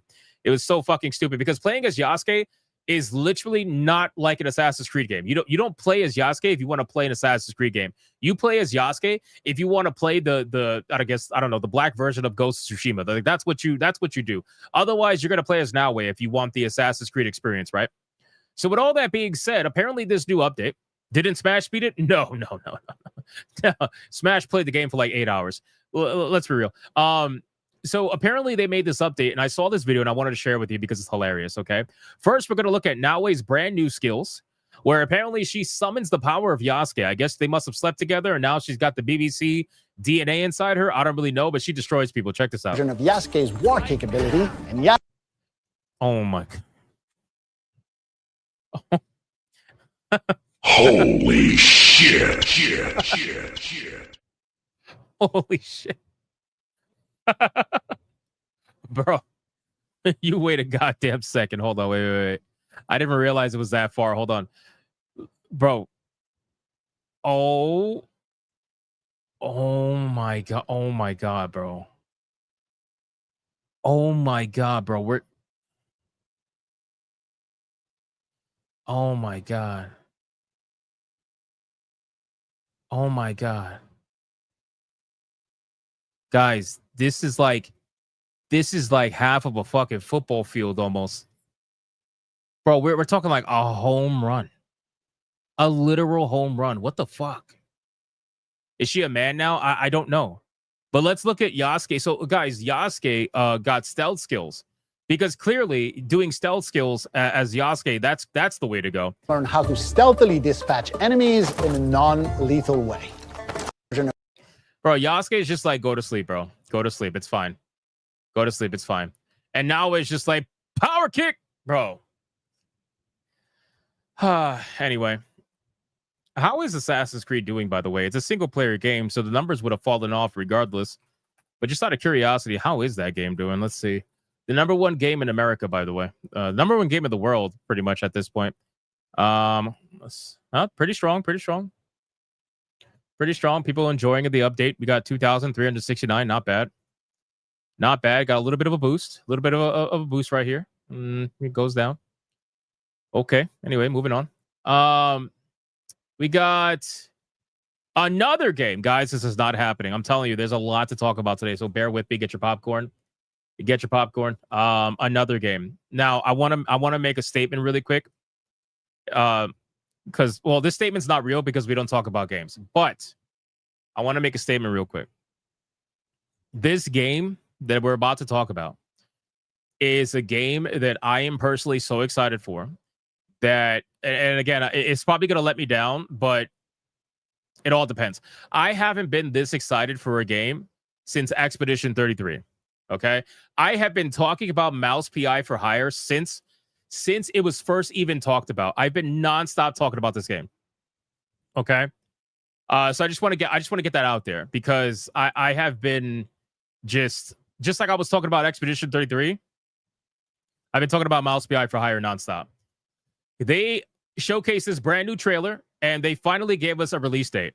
Unfortunately, it's not this year, but, you know, it is what it is. Let's check out the trailer together and see what we got going on here.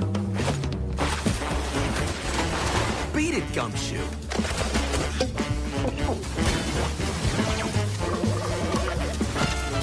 I'm out here building a future.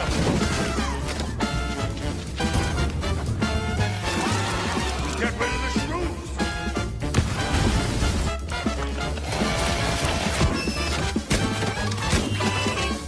Well, that just made my day. Damn, bro. Damn. March 19, 2026. But you know what? It's fine. It's fine. I think it's worth the wait.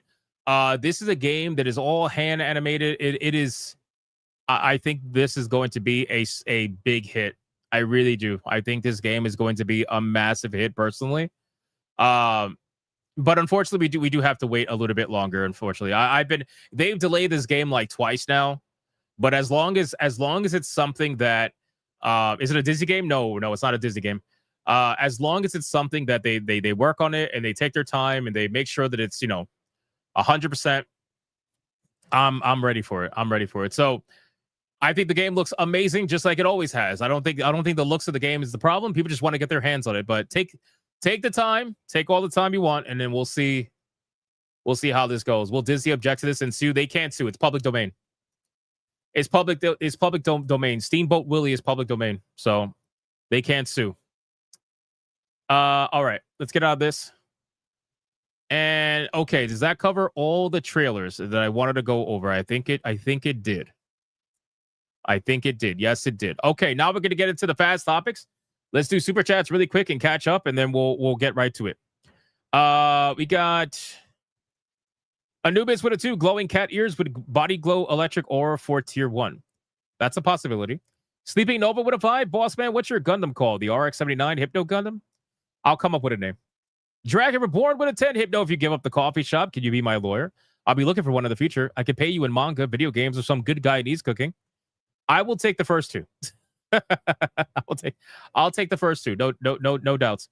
Gray the Merchant for 8 months. Thank you, BioWare, for showing me to Hypno. Suffer bitches.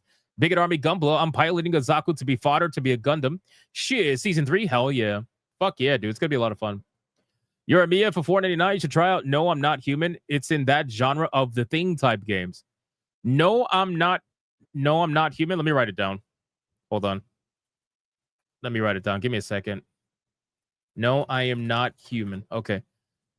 I wrote it down. I'm going to check it out on Steam later after the show. We got Speedy Cake with a 10. If you haven't heard of this one, Hypno, I recommend a game called Misery. It came out recently. It's kind of like Stalker, Lethal Company, and it's 1 to 5 player horror survival co-op. I got to be real with you guys. When it comes to horror games, I don't like them to be co-op. I understand that's the thing. I understand that's like very popular among streamers, right? I totally get that. But for me, my single player games, I want them to be single player experiences. Like my horror games, I want them to be single player experiences. I don't want to share that with anyone else because that immediately takes away from the fear, the initial fear. In my opinion, horror has a lot to do with being by yourself. It's my personal opinion. So that's how I like to play my horror games, but everybody's different. The Mervault with a 2, that power bomb to the doll Hinako in a new game. Pretty much. Next thing you know, she's going to have a wolf arm. Dragon Reborn with a 5. Also, just before I head off to bed, why don't witches wear knickers so they can get a better grip on their brooms? Nice. Yoru Amiya with a 189. Silent Hill F is already a Temu knockoff. It's true. That's true. Yoru with a 489. Fight the horror. Run away from horror. Now you have a Fortnite dance on the horror. Yeah, the dance is funny, but it might be, I don't know. It might be a little bit different. We'll see. Hard R, bro? No, it's not a hard R at all. That's literally not a hard R. And if people want to be disingenuous about it, they're more than welcome to. I'm sure they will be. Real Gray Ghost with a 10. Sup, Hypno? Goonie Goo Gus. Yo, is that Snorlax? No, did he dress up as Barney? Is that real? Did Epic Mike dress up as Barney? Oh my God, it's amazing. The woman you got is a Bigfoot, isn't she? You found her and shaved her down, but you forgot her thick mustache. She ain't trained well, Gus. If you know, you know. How'd you know? 100%.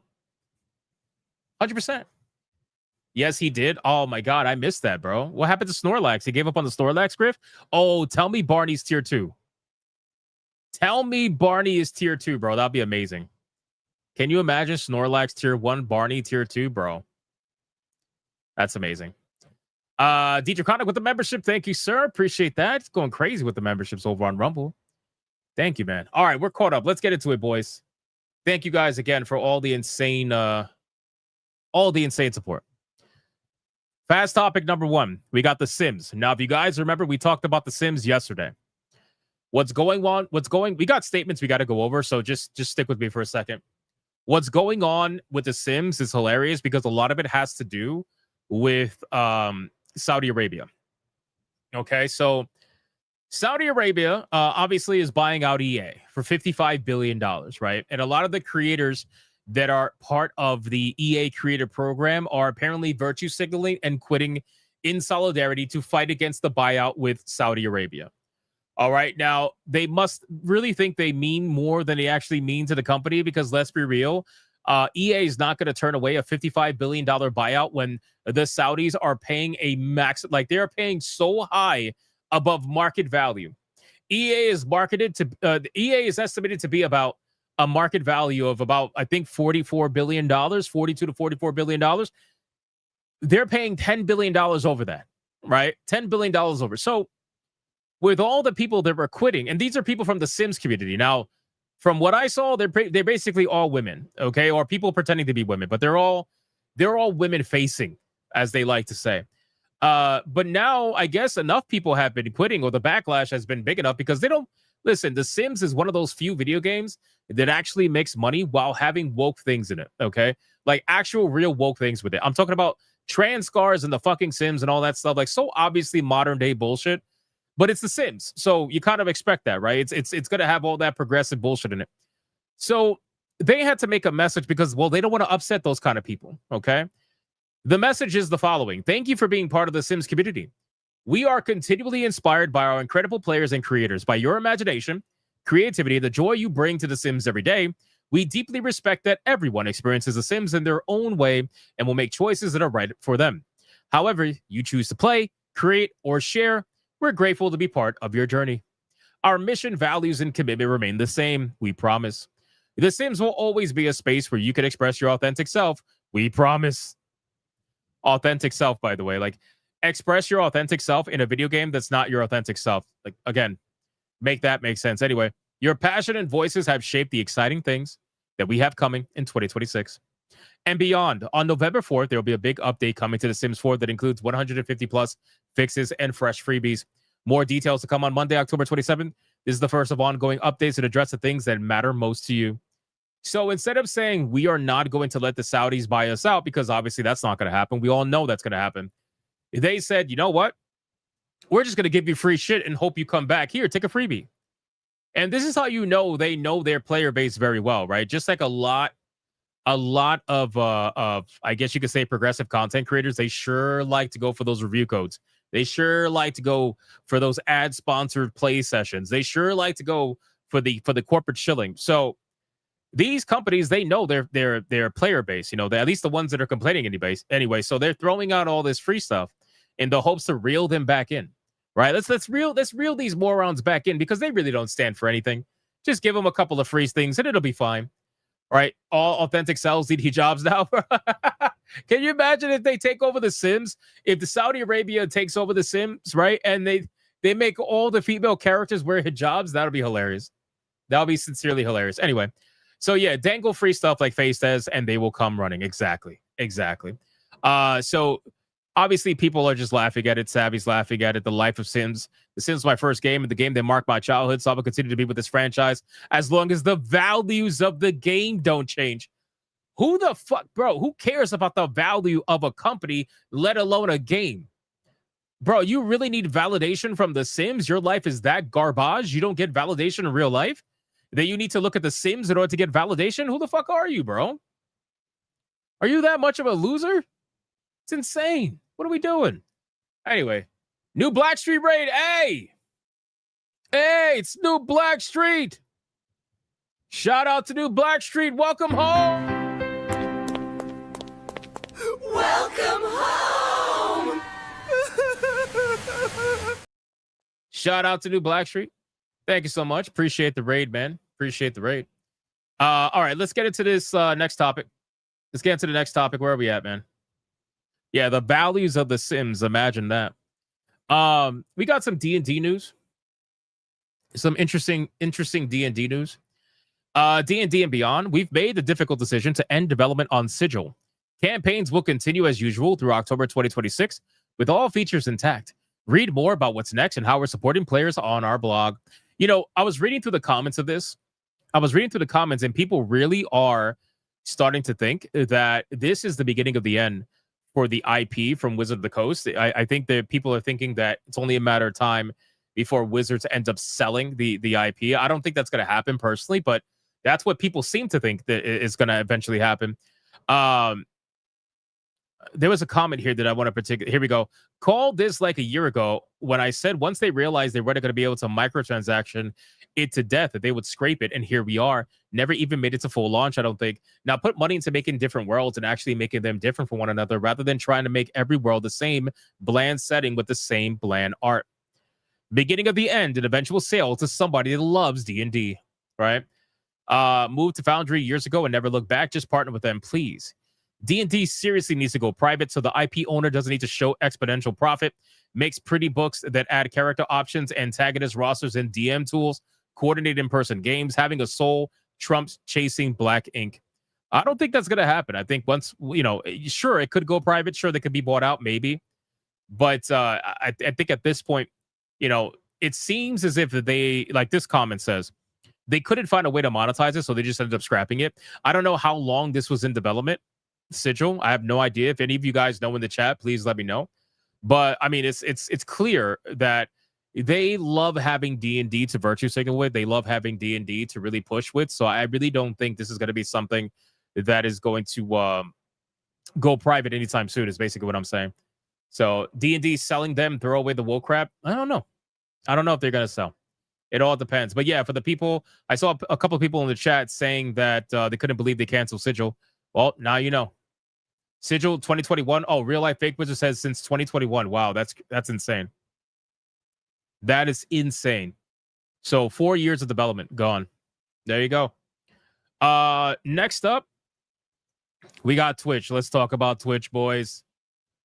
So I'm going to make this a video for Hypnotic Gaming Live, so forgive me if it's a little bit different from a normal fast topic, but we're going to talk about Twitch. So good old Twitch finally responded. And by Twitch, we mean Dan Clancy. So I believe TwitchCon is finally done and gone. It's over, right? And this is where things get interesting because Dan Clancy has been pretty much quiet over all the nonsense that's been happening over at Twitch and TwitchCon. Obviously, everybody knows what happened to Emaru. Terrible. And thank God she's, pressing charges.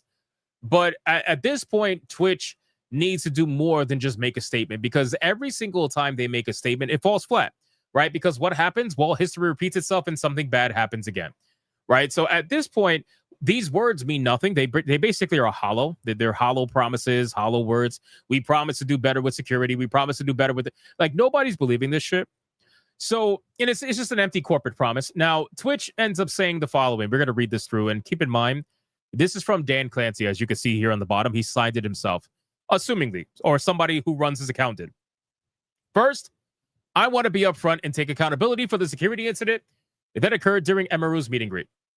It shouldn't have happened, and we take that very seriously. Do you? Do you? How can you say you take something very seriously, but then you wanted to ban the guy for only 30 days, by the way?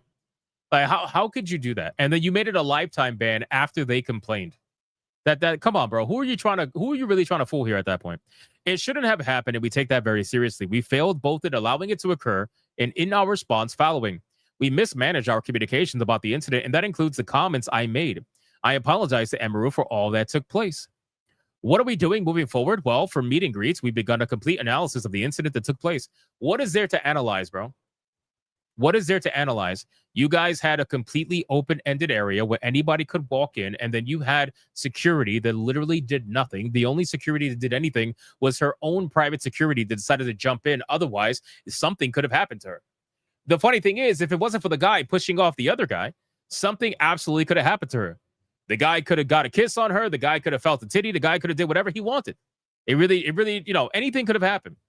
Honestly, and I've said this before, Emaru's very lucky. She's very lucky because literally considering the world that we live in, anything could have happened, right? But in any case, they said that we're analyzing the incident that took place as well as other issues that came to our attention after TwitchCon concluded. Other issues, by the way, which we talked about yesterday with the whole Aquafina thing that happened. And not the actual Aquafina, but the streamer that sounds like Aquafina. We're examining everything from how we do signups to the layout to increase security controls.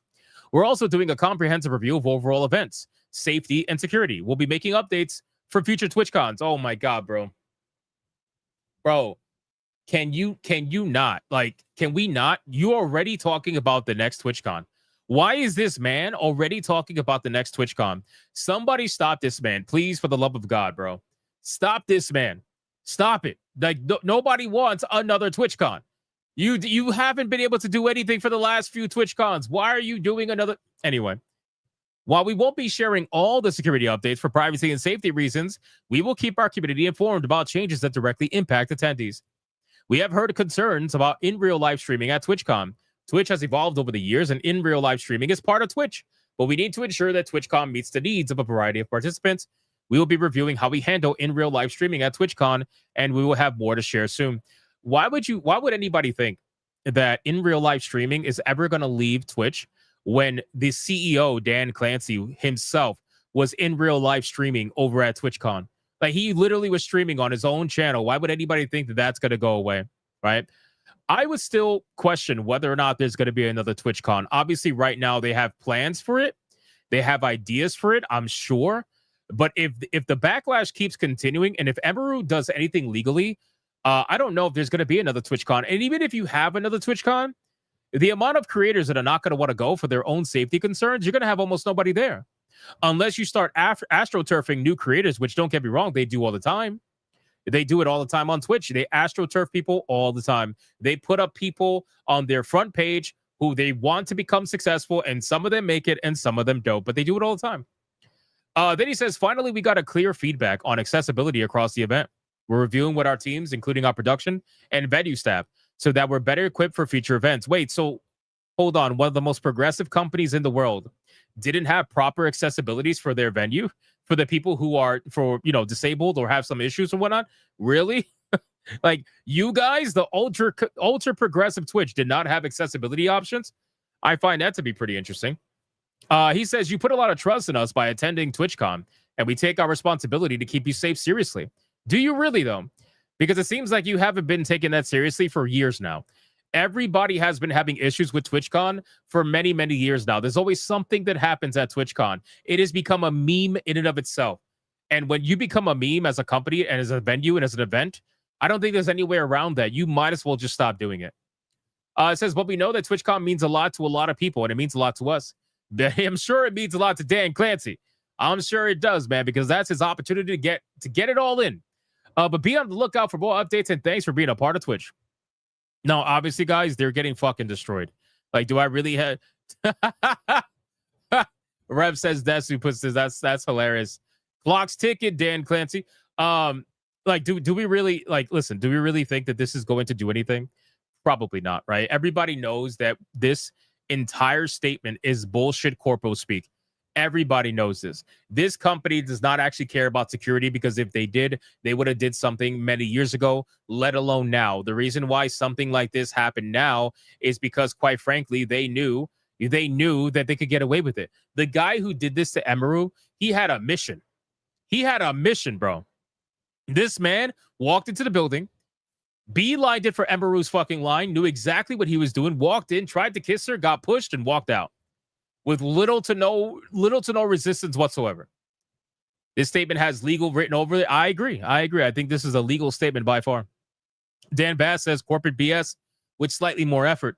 Jay Viper says, why is Hassan still allowed on this platform? Philip Chan says Dan Clancy needs to step down as CEO. I agree.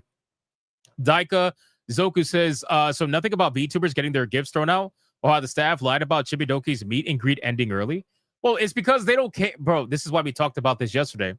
We talked about how Twitch actively hates VTubers. It's just a known fact. Like, they don't like VTubers. No matter how much people want to try to be a VTuber on Twitch, they don't like you. They don't like you. They'll use you, but they don't like you. Okay, weirdo. You platform radical terrorists who abuse their dogs. Get the fuck out. Subscribe or cry. Pro gamer at work. Free Robux, not a scam. No, the Roblox is actually hilarious because he was wearing a Roblox chain the entire time he was doing his in real live stream, which made it even weirder. So with all this being said, people see right through it. There's not a single person in this comment section that probably is excited about this comment. Let's be real. The comments are almost the same as the likes. Look at the bookmarks. 1.1K is crazy. With almost 1 million views on this tweet alone. So it just makes you realize that this company is cooked. Twitch is going to keep doing what they're going to do. because Twitch is a frat house. That is what it is. Twitch is a frat house. It is ran like a frat house. It's acted like a frat house. Everything about Twitch is a frat house. And Dan Clancy is reliving his youth while he has it and has the means to be able to do it. Right? He's the CEO of a company that has a whole bunch of young streamers that are desperately trying to make it, and they'll do anything to try to get ahead. And Dan Clancy knows this, and he's taking full advantage of it. That is how they're being ran. So, in any case, thank you guys so much for watching this video. Hit the like, hit the subscribe, and I'll see you in the next one. I'm going to put that on Hypnotic Gaming Live, where we don't talk about video games. Okay. Where are we at? Oh, this is a good one. Hold on, this is a good one. First off, Pokemon. Pokemon, good old Pokemon. Hopefully, Real Life Fake Rich is not in the chat right now because I know he hates this. But it is what it is. Oh, we're at tier 2. Wait a second. Sonya's yelling at me. Sonya's yelling at me. We're at tier 2.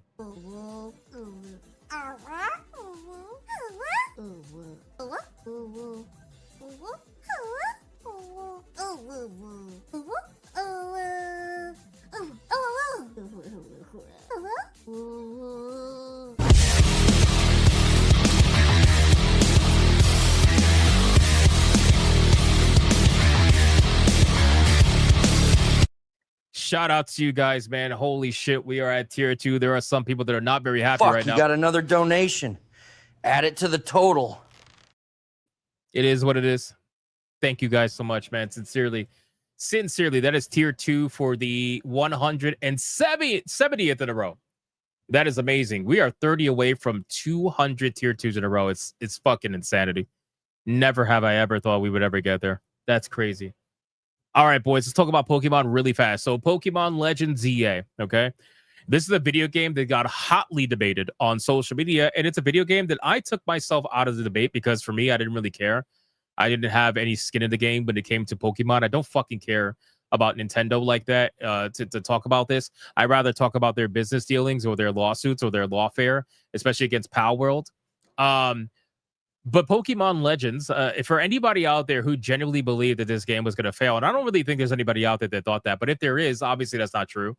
Pokemon Legends ZA is the same old formula, right? That's really what it is. It's the same old formula. It has a super low budget, right? All they had to do was sell about 200,000 copies, give or take, in order to make their money back. And, well, here we are, 5.8 million copies in its first week, making it the 5th best Pokemon launch ever, right? This is something that we knew was going to happen. And with Pokemon games, I think a lot of the criticism, I spoke about, there was one moment where I spoke about Pokemon, and I believe I said that the majority of the criticism against the game is I feel like it's not aimed in the proper direction, right? I think people were mainly complaining about the graphics, right? Which totally, I get that, but I'll explain. People were complaining about the graphics. People were complaining about a multitude of things. Me personally, I don't play, or I would not play a Switch game or a Nintendo game expecting a graphical powerhouse. Like, I'm not expecting Battlefield 6, you know what I'm saying, when I'm playing Pokemon. However, there is a level of like ridiculous that we're at here right now. And I think that both extremes are really bad, right? So if you have a studio that is spending $250-300 million on a video game, that's fucking stupid. You should not be doing that. But I also think if you are one of the #1 IPs in the world, literally in the world, and you're printing money ham over fist, you really mean to tell me that you can't invest another $5 to $10 million to really boost that game up to a point where it would actually look like an upgrade and not just the same old bullshit that we get all the time as a Pokemon game? You know what I'm saying? Like the two extremes are really bad, right? If you're too cheap, that's bad. If you are too expensive, that's bad. But you have all the money in the world. You have literally all the money in the world, man. And you're putting out this game that looks like everything else you've put out. You know what I'm saying? And then when I do look at the graphics and when I do look at the gameplay, I see moments where I'm like, holy shit, are we looking at a PlayStation fucking 1 game or 2 game with how some of these textures look, how some of these buildings look? Bro, like you can't even see the depth of a window on a building because there is no depth. It's literally just a texture on a fucking square. I'm just, again, it's wild, but at the end of the day, I'm sure Real Life Fake Wizard would agree that Nintendo does not care, right? They don't care. This is how they maintain their status. They are pocketing an ungodly amount of money. They're trying to put minimal effort, literally minimal effort, and it's because their fan base accepts it. Their fan base loves it. I'm sorry. Like, their fan base will buy the game. Their fan base is perfectly okay with that. Their fan base is fine with paying for minimal. And they've shown that many times over. So there is no reason to upgrade, right? There is no reason to continue. The last time Nintendo had a reason to upgrade, they decided to sue their way out of it. It's sad, but it's true. Instead of spending money upgrading the Pokemon game so that there will be little to no competition, they decided to sue the person who upgraded the games for them so that they didn't have to do anything, so that they could continue to release the same shit. You know? So just think about that for a second, right? They decided to sue Power World because Power World caught them sleeping, and Power World made an ungodly amount of money, and that just wasn't allowed. And on top of that, Power World would have forced them to basically upgrade and you know, not be so fucking lazy. So now they're doing lawfare to ensure that that doesn't happen again and that they can continue to be lazy. That's my opinion of what Nintendo is doing in Game Freak, in my opinion. So 5.8 million copies is an insane number, as expected. Almost 6 million copies in a week. And again, these are tangible numbers that you can actually go look at. If you want to see the physical numbers on Famitsu, I'm pretty sure they have it, I would imagine. Let me see. Famitsu. Let's see. What do we got right now? Famitsu sales. Let's see if Pokemon ZA is on it. Let's see. Famitsu. Here we go. So, Pokemon Legend ZA on the Nintendo Switch original did 872,552 copies. Pokemon Legend ZA on the Nintendo Switch 2 did 612,905 copies. So combine that number, 872,552 plus 612,905. Did I fuck that up? I feel like I fucked that up. What the? I did. I fucked that up. Fuck. No. Let me do it again. 872,552 plus, there we go, 612,905. Almost 1.5 million copies all physical. 1.5 million copies all physical. That's not even including the United States. Again, keep in mind, 5.8 million copies all across the world, and 1.5 million copies of those are physical in Japan in the first week. So just think about that for a second. It's crazy numbers, right? Crazy numbers. That means about 30% more to be added for digital in Japan. So when you add 30% more, I mean, now you're talking about 2 million copies in Japan alone, right? And the rest is the rest of the world. So if they only needed about 200,000 copies to break even, we are talking about, bro, again, take, how much is Pokemon ZA? Like $150? No, seriously, how much is it? Let's say about 5 million copies are pure profit, right? Let's just throw a number out there. 5 million copies of pure profit times what? $80? Is it $80 or $70? I don't remember. What is Pokemon ZA on the Nintendo Switch? $70? Okay, $70. Bro, you talk about $350 million. Oh my God, it's disgusting. That's disgusting. And that's not even factoring in the DLC, because they have DLC for the game, day one DLC. So if you take an average of, let's say, $80, right? 5 million times, let's say $80 average with the DLC. Now you're getting towards $400 million in pure profit. It's like, why would they change? Why would they change, bro? Pokemon fans have made it very clear that they don't have to do anything different. Literally nothing different. And they will continue to buy it all the time. And then they will protect the company. They will actually go out there on Twitter, because they have, and they will go out there on X. And I'm not saying the game's not fun. I'm sure the game is fun. I'm sure it is. It's Pokemon. I'm sure. But you can't sit there and pretend as if this is innovative. You can't sit there and pretend as if this is the best effort they could have put out.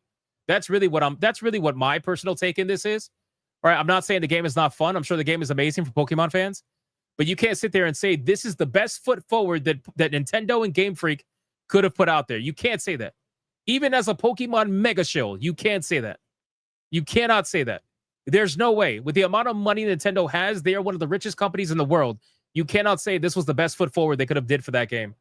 You can't convince me that they couldn't spend $5 million more to try to upgrade the game to some extent, because $5 million goes much farther in Japan than it does in the US. You can't say that. That's the thing. But again, Pokemon fans will be like, well, I don't care about the graphics. Yeah, keep telling yourself that. It's so interesting that a lot of Pokemon fans, if you really pay attention to them, if they have platforms, pay attention to them and what they say. Because you'll have Pokemon fans that love this game and they don't want to feel like they're the only one. So they'll start attacking people and they'll be like, well, all you want to do is complain or something along those lines, right? Which is fine, whatever. But pay attention to that. Because you'll have people, those same exact people, that will complain about the graphics in other AAA games, right? They'll complain about the graphics in other games if they're bad, a PlayStation game, an Xbox game. But the moment it's Pokemon, suddenly it's like, well, nobody cares about graphics. I'm a little confused by that. You know, I'm a little bit confused by that. So, and again, Nintendo is probably, where is Nintendo at? I know Nintendo was top 10 richest in Japan, but aren't they like number 6 now? Let's see. How rich is Nintendo? How rich is Nintendo? Nintendo is a very wealthy company with a net worth of over $108 billion as of October 2025.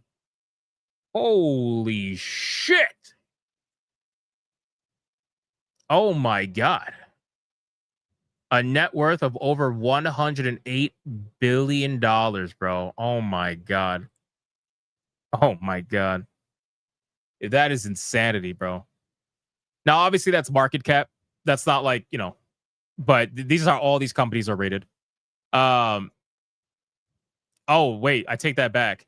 So according to this, they have a market capitalization of $108 billion. They have net cash of $114 billion with no interest-bearing debt. They have a net assets of $18.18 billion as of March of 2025. And they have a revenue of $11.6 billion as of the most recent available data. Holy fuck. Oh my God, bro. That is like, whew. That is nuts. That is nuts. According to Wikipedia, and again, this is Wikipedia, so take it with a grain of salt. It's fucking Wikipedia. But if you look at Wikipedia, they are number 4. They're number 4. I don't know if this is accurate, but they're number 4. Think about that. This is by revenue, by the way. Number 4 by revenue. 11.6 billion. And they're down, by the way, which is ironic. That is crazy shit, man. So number 3 is Microsoft, obviously. Microsoft. These are the top companies in gaming by revenue. Okay, so just think about this for a second.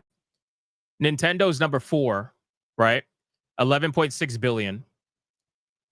Microsoft is number 3 at 23.5 billion, right? Tencent Interactive Entertainment is 27.1 billion. Tencent, bro, is crazy. Have you seen Tencent's new headquarters? Have you seen Tencent's, bro? We're going to talk about that. And then Sony Interactive Entertainment obviously is $31.7 billion. So again, think about that. Nintendo is unbelievably wealthy. It's not even fucking funny. So all right, let's move on. We're gonna move on really quick. Let's see where we at. Forget the Famitsu sales. We got, let me X this out. Assassin's Creed Shadows, X that out. We got the GDC. Let's talk about the GDC really quick.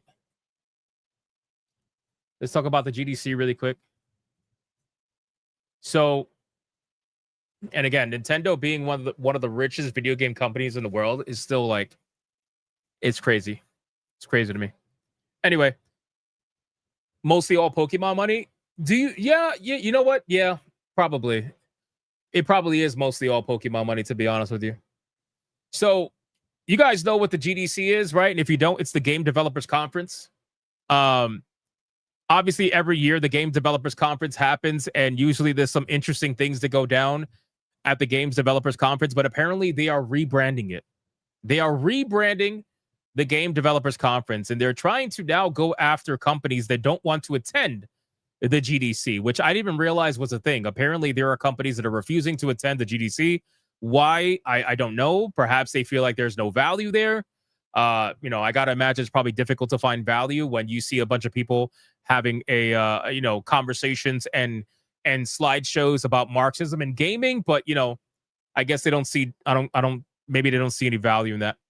So GDC says that the companies don't attend are sending a message that they don't care about developers. Now, they always say that this is something like emotionally based, and that's what's so annoying to me, because this is feminine warfare. You are literally trying to emotionally manipulate a company that has no emotions, right? You are trying to utilize your emotions and are trying to drag a company into it. That is not how this works, bro. You are literally acting like feminine warfare. And it says that the GDC is going to undergo a revamp in 2026, and they're going to call it a festival of gaming. Oh my God, bro. A festival of gaming. This should be interesting. The Game Developers Conference has said that leading the industry companies who chose to skip the event are sending a message to developers that they don't care.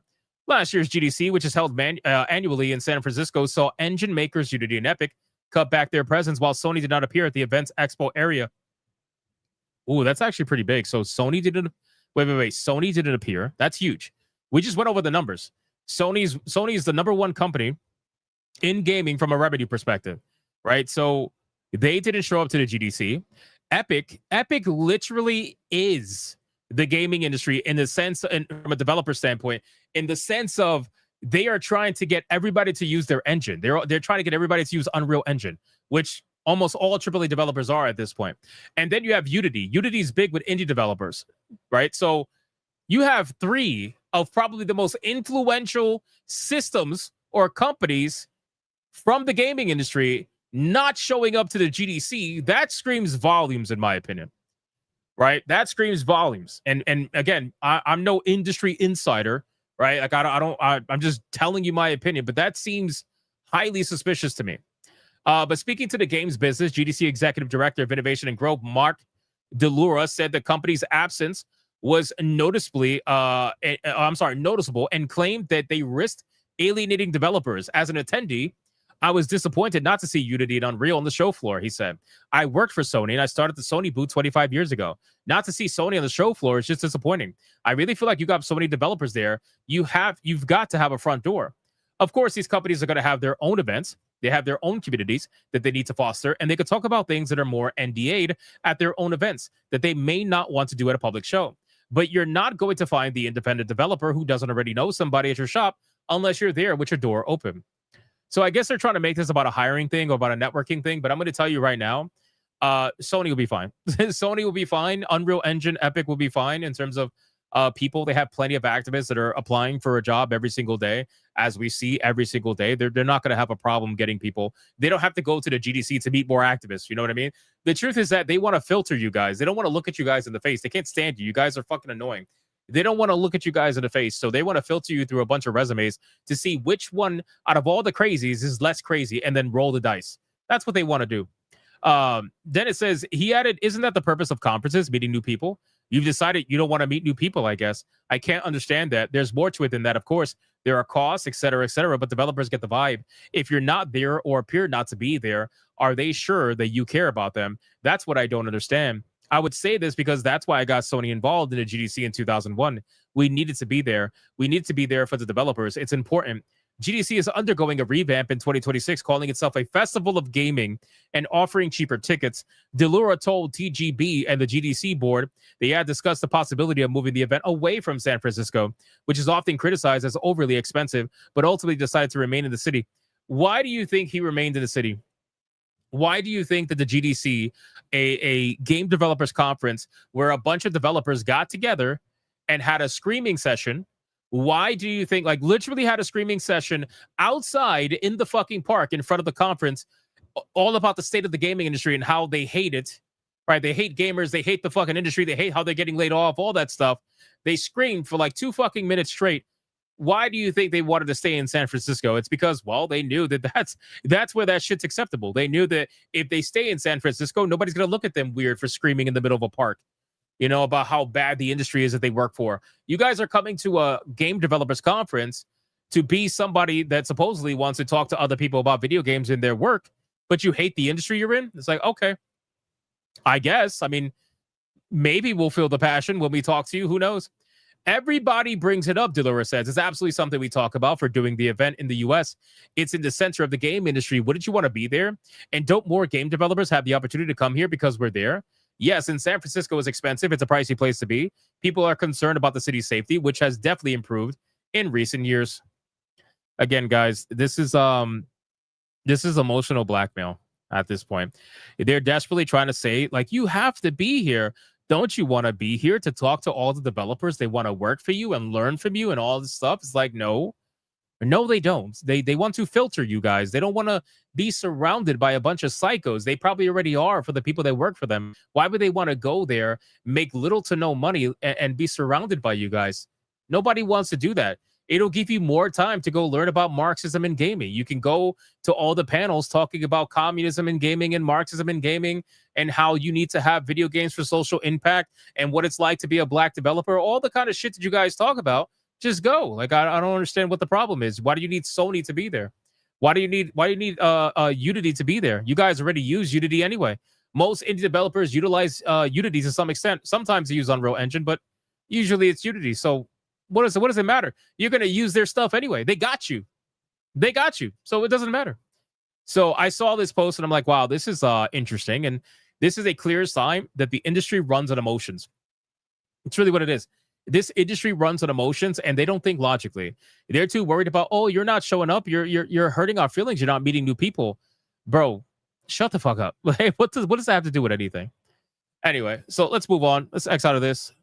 We're cooking, boys. We're cooking. I think we're up to, let me see. We are up to second to last. Okay, we're going to do the main story after this, right? Yes, we're going to do the main story after this. We got 2 main stories after this. This is going to go for a little bit longer. Escape from Duck Off. Now, every single time we have a successful video game, right? A successful video game that does not fit the narrative for whatever the reason may be, there always has to be an excuse. And that excuse is always China, right? Just like Black Myth Wukong. Black Myth Wukong was not a real success because according to them, since so many people that bought the game was in China, it doesn't count, right?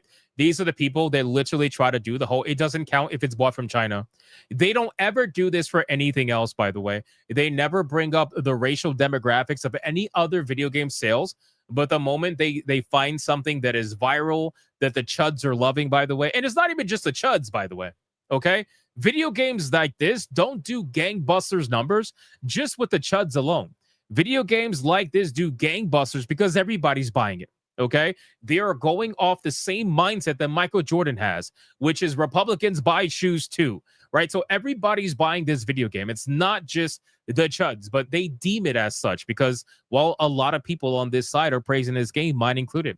I made a post on X where I don't talk about video games, and I talked about Escape from Duck Off, and I was like, can I just tell everybody really quick how amazing this game is? Because I really do think it's amazing, and I can't wait to play some more. I really can't wait. I wish I could play tonight, but most likely it's going to be Tormented Souls because I got to catch up for not doing Griffcast earlier. But I would be playing this game on Steam Deck if it had controller support. That's the only bad thing about this game. There's no controller support. It is only keyboard and mouse, which for me, I don't care. But if I want to play on my Steam Deck, it has to have controller support. So I can't do that. But anyway, so they saw the success for this game and they decided to write this article. Of course, they did. Lauren Morton, whatever, over at PC Gamer. Is that AI? Are you a real person? I don't even know anymore at this point. Escape from Duck Off is the latest breakout Steam hit to owe its success to China. Oh my God, bro. Owe its success to China. Congratulations. Wow. It's only because of the Chinese that the Escape from Duck Off is a successful video game. What a fucking gaslight. What an absolute bullshit gaslight. I honestly cannot. I cannot with these people anymore. This is so much. This is such fucking bullshit. So one of the reasons why they try to say this is because, well, they talk about the reviews, right? If we scroll down, it says Escape from Duck Off is a rare small single-player game, slugging it out in Steam's top 5 most played games this week. This week on Steam's top play charts, the 2 new releases going neck to neck are Battlefield 6, no surprise there, and a top-down extraction shooter about ducks. Specifically, it's about shooting ducks as a duck. Normally, my friend group would be buzzing about the meme game of the week, but it feels I don't know anyone outside the PCG team who's actually playing Escape from Duck-Off. It's because you don't know anybody that actually plays video games. That's the problem. They're trying to say, I don't know anybody outside of the PC gamer team who's actually playing the game. What? Bro, what? Do you see the fucking numbers? Are you trying to say because you don't personally know anybody that it has to be China? Are you serious right now? You know every gamer on the planet? Turns out it's mostly popular in China, which is becoming more and more common on Steam, but it's a total upset of the usual trending game pattern because Duck Off is a single-player game with an $18 price tag. Since its launch, most of Escape from Duck Off's players are in China. You can clearly spot that its player count via SteamDB spikes in the evenings for China's time zone. About half of its peak count happening at 10 p.m. Pacific. And that 64% of its user reviews on Steam are in Chinese. It's not uncommon for games to have a huge audience in a different market, but when Chinese players rocket a new release to the top of the charts, it's usually a free-to-play online game. Let me explain to you, okay? I don't even know if you're a real journalist, but let me explain to you. So, number one, you are inadvertently telling people, or at least this is the perception that you're telling people, that the Chinese numbers don't matter and the game's not actually successful without it. Newsflash, Escape from Duck Off is not the only game that Chinese players buy. Almost every single video game on Steam is going to have Chinese reviews, right? And some of them are going to have a lot of Chinese reviews. That doesn't mean that it's only successful because of China. That's fucking ridiculous. So you're trying to paint this image, and I honestly don't know why. I don't understand what's the problem with this game. I guess it's because you realize that this is a game that's more than 50% funded by Chinese players, so you're having a problem with that because what, you hate Asian people? I don't get what you guys have with Asian people. It's weird. Like the moment something is Asian focused or Asian made or Asian supported, you just lose your fucking minds and you create this narrative. And it's amazing because this is coming from people that say we create narratives. So I don't understand. Anyway, so not only that, 64% of its reviews, I mean, you still have about almost 40% that aren't Chinese. That is a massive number. So if you take the millions of copies sold, you're looking at over 1 million people just in this region alone. Right? Or are you counting everywhere else, right? So like this region, the UK, everywhere there isn't basically China. That is still a massive amount of people that are playing this game. So this game, for what it costs and how much they are charging, this game still would have been successful even without the Chinese players. But you're trying to pretend as if they owe its success to China. No. They might owe their virality to China, but they don't owe their success to China. They still would have been successful anyway. So what are we talking about here? Steam mainstay Naraka Blade Point still tops 100,000 daily players when China is online and then plummets to a fewer than 10,000 players overnight. Yeah, it's 245,000 simplified Chinese reviews, but only 23,000 in English. Delta, why are you are comparing these to video games that are drastically one-sided China. 80-90% China is drastically one-sided China. That is not what's happening with Duck Off. Duck Off is 40% everywhere else and 60% China. And the numbers are going to grow in other places as the word of mouth gets around more and more and more. So why are you comparing apples to oranges is beyond me. I don't understand. I don't get it. If you look at the numbers here, let's go to Escape from Duck Off. Let's go to Escape from Duck Off, okay? Because I want to show you guys exactly what's going on here. Because she's talking about the chart, okay? So if you go to Escape from Duck Off here on SteamDB, you can see the numbers here. It keeps every single day, it keeps hitting a new all-time peak, right? It keeps hitting an all-time peak. 13 hours ago, it hit 260,000, 227, okay? I could tell you right now that it is prime time for me. If anything, it's a little bit late right now, okay? But it is prime time for me. And the game is still doing crazy numbers. Even when it was work time, like 2 in the afternoon, 3 in the afternoon, the game was still doing gangbusters numbers. People are playing this game all day around, okay? It has a 24-hour peak of 260,000. People are playing this game all day around, right? If you go to a 1 week period, look at the heart pattern. It's going up and up and up and up and up and up and up regardless. Now, obviously, the numbers go down as people, it depends. As people go to sleep and whatnot, numbers go down. But at the end of the day, people are playing this game regardless. And I just find it so interesting that you're trying to paint this image of, well, this game is not successful without China. That doesn't make any sense. That doesn't make any sense, right? So let's continue back really quick. I want to bring up the article and finish this off. So even in the English-speaking market, new releases that managed to break into the top 5 concurrent player counts on Steam this year have either been major online launches like Battlefield 6 and Borderlands 4, or the growing trend of relatively cheap multiplayer goofing off games like Repo. It's surprising to see an $18 single-player game come out of nowhere and celebrate 1 million sales in its first week. Not really. Not really, because this year we have seen so many indie games take massive W's that it has completely removed and destroyed the narrative that is behind the AAA industry, right? It has completely removed it. You got Silk Song, you got Schedule 1, you got Escape from Duck-Off, you had Peak. There are so many video games. There are more that I'm not even mentioning right now that have come out and done gangbusters numbers that don't go with the typical mold, that are made by 1 to 3 people, 4 people, whatever, that cost gamers anywhere between $15 to $20. That is the goal, in my opinion. That is the number price point. $20 and under is the price point, in my opinion. I've always said this. $20 is the price point where if you provide a good game, that is going to exponentially explode, because that is below the point of entry where people look at something and they say, and they think about whether they want to buy it or not, right? $20 is impulse buy territory for a lot of people, at least according to some studies that do that kind of, research on that stuff. $20 is considered the impulse buy. So as long as you got good word of mouth and good game to back it up, people will buy the game, right? Even Megabonk. Look at Megabonk. Megabonk recently is doing crazy numbers too. If we go over to SteamDB, I'll check on Megabonk right now. I'm sure that game is doing fucking crazy numbers as well. And it's because it follows a very just simple pattern. Be a fun game that respects people's time, respects people's money, right? This game is not even going as crazy as Escape from Duck-Off, right? Think about this. This game is still, even with Escape from Duck-Off, has a 24-hour peak of almost 70,000 people with an all-time concurrent number of 117,336. Right? Think about that. This game at retail was $9.99 with a lowest recorded price of $8. $8. So these games, this hasn't been a better year. Like for indie, there has been no better year. This has been the year. Indie has been and has continued to destroy the AAA industry in every aspect without inorganic marketing. That's the hilarious thing about it. These indie developers are doing marketing on their own. They're either doing social media posts, going viral for funny videos, or whatever the case may be. They are doing it themselves. Whereas you have AAA companies with small profit margins and massive budgets and massive marketing budgets that are doing inorganic fed marketing. They're all out there on Twitter, everywhere. It's not even close. It's not even close.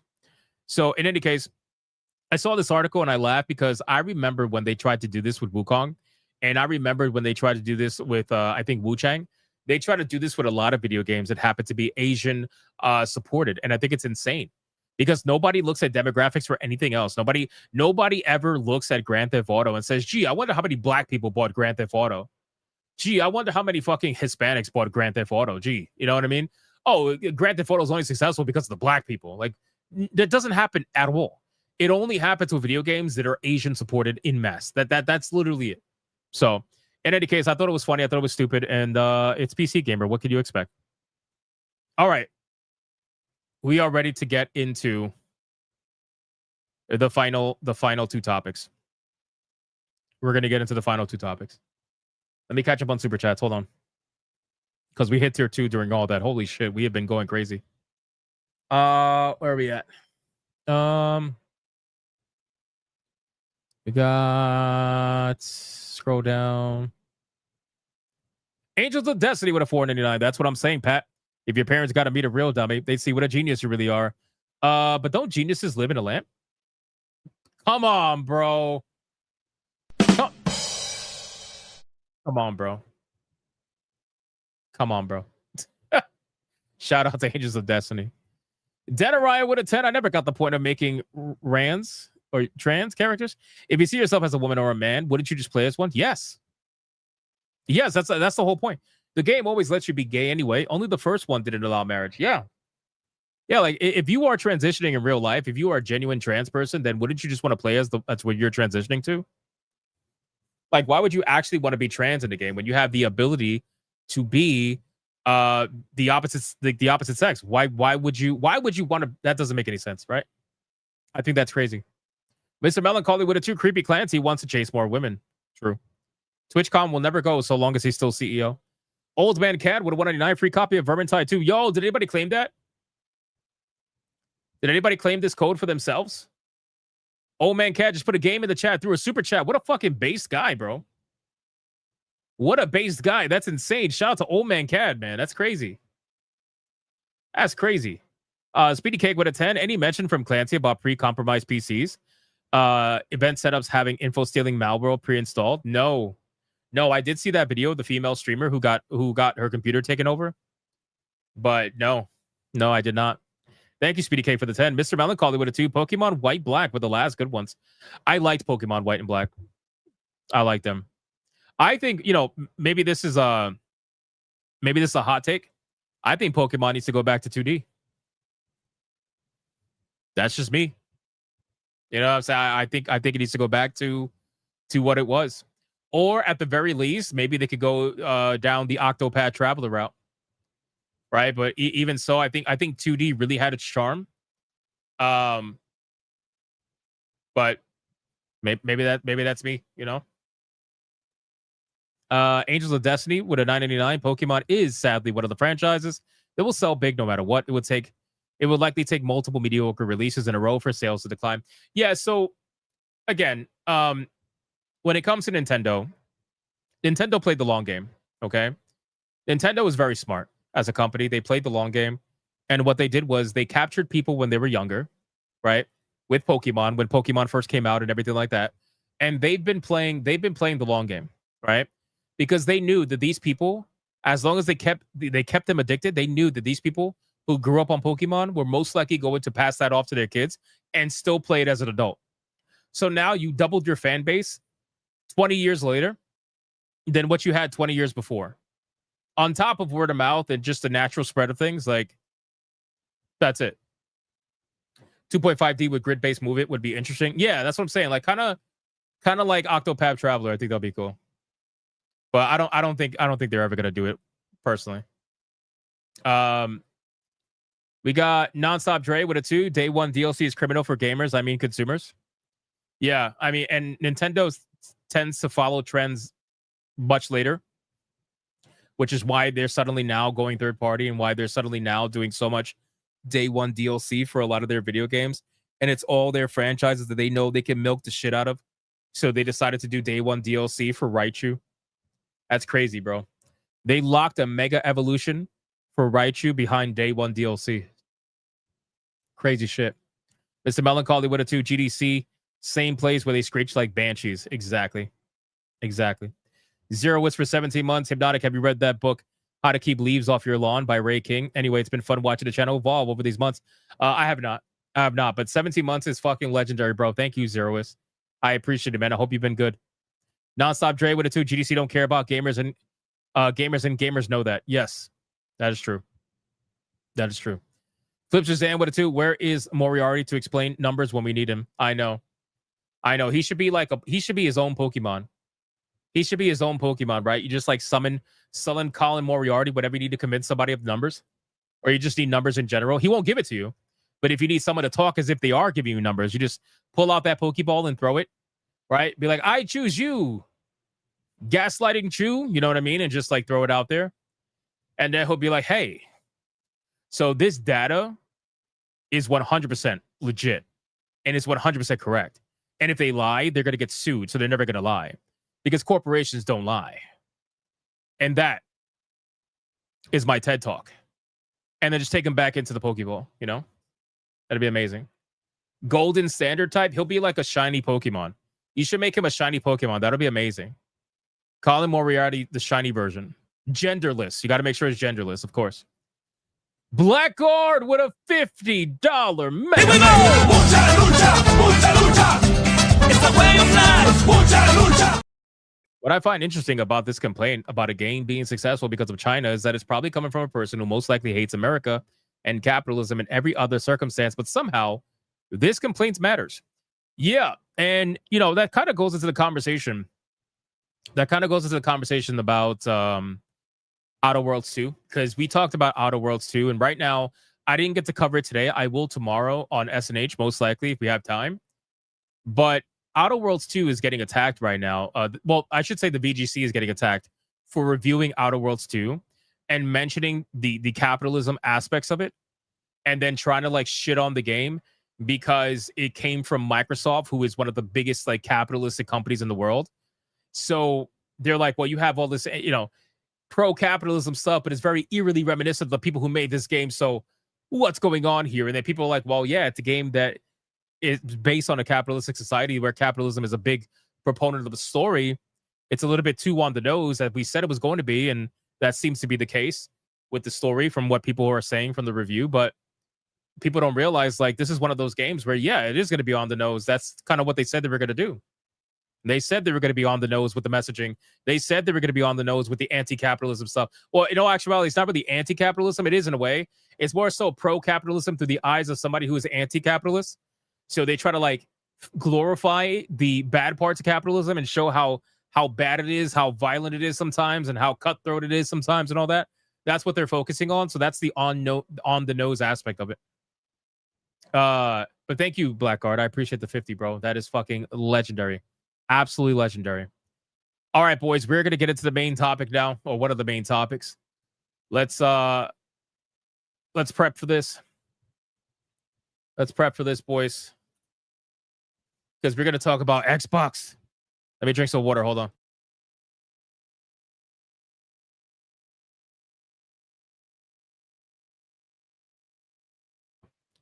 Yeah, exactly, ZTK. I mean, they told people what they were gonna do. You know, I respect. Well, let me take that back, because respect is a very strong word.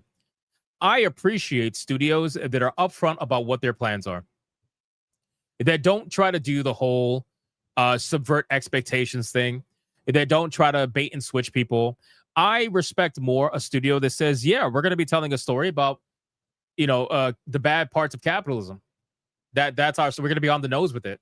Like, we're going to ham fist this shit. Like, I respect it more when they say that, versus no, we're not going to do that. We're going to go back to our roots, and we're going to go back to what people love. And then when you pick up the game, it's like, fuck you, gamer. You guys are capitalistic fucking chuds. It's like, it's crazy. Like, don't ham fist that shit. Anyway, so now let's talk about this. So just some context. So people are posting this, and they're posting this. Well, I find it funny that PC gamers posting this, but I have a couple of reasons why I find this funny, and I'll explain to you guys in a second.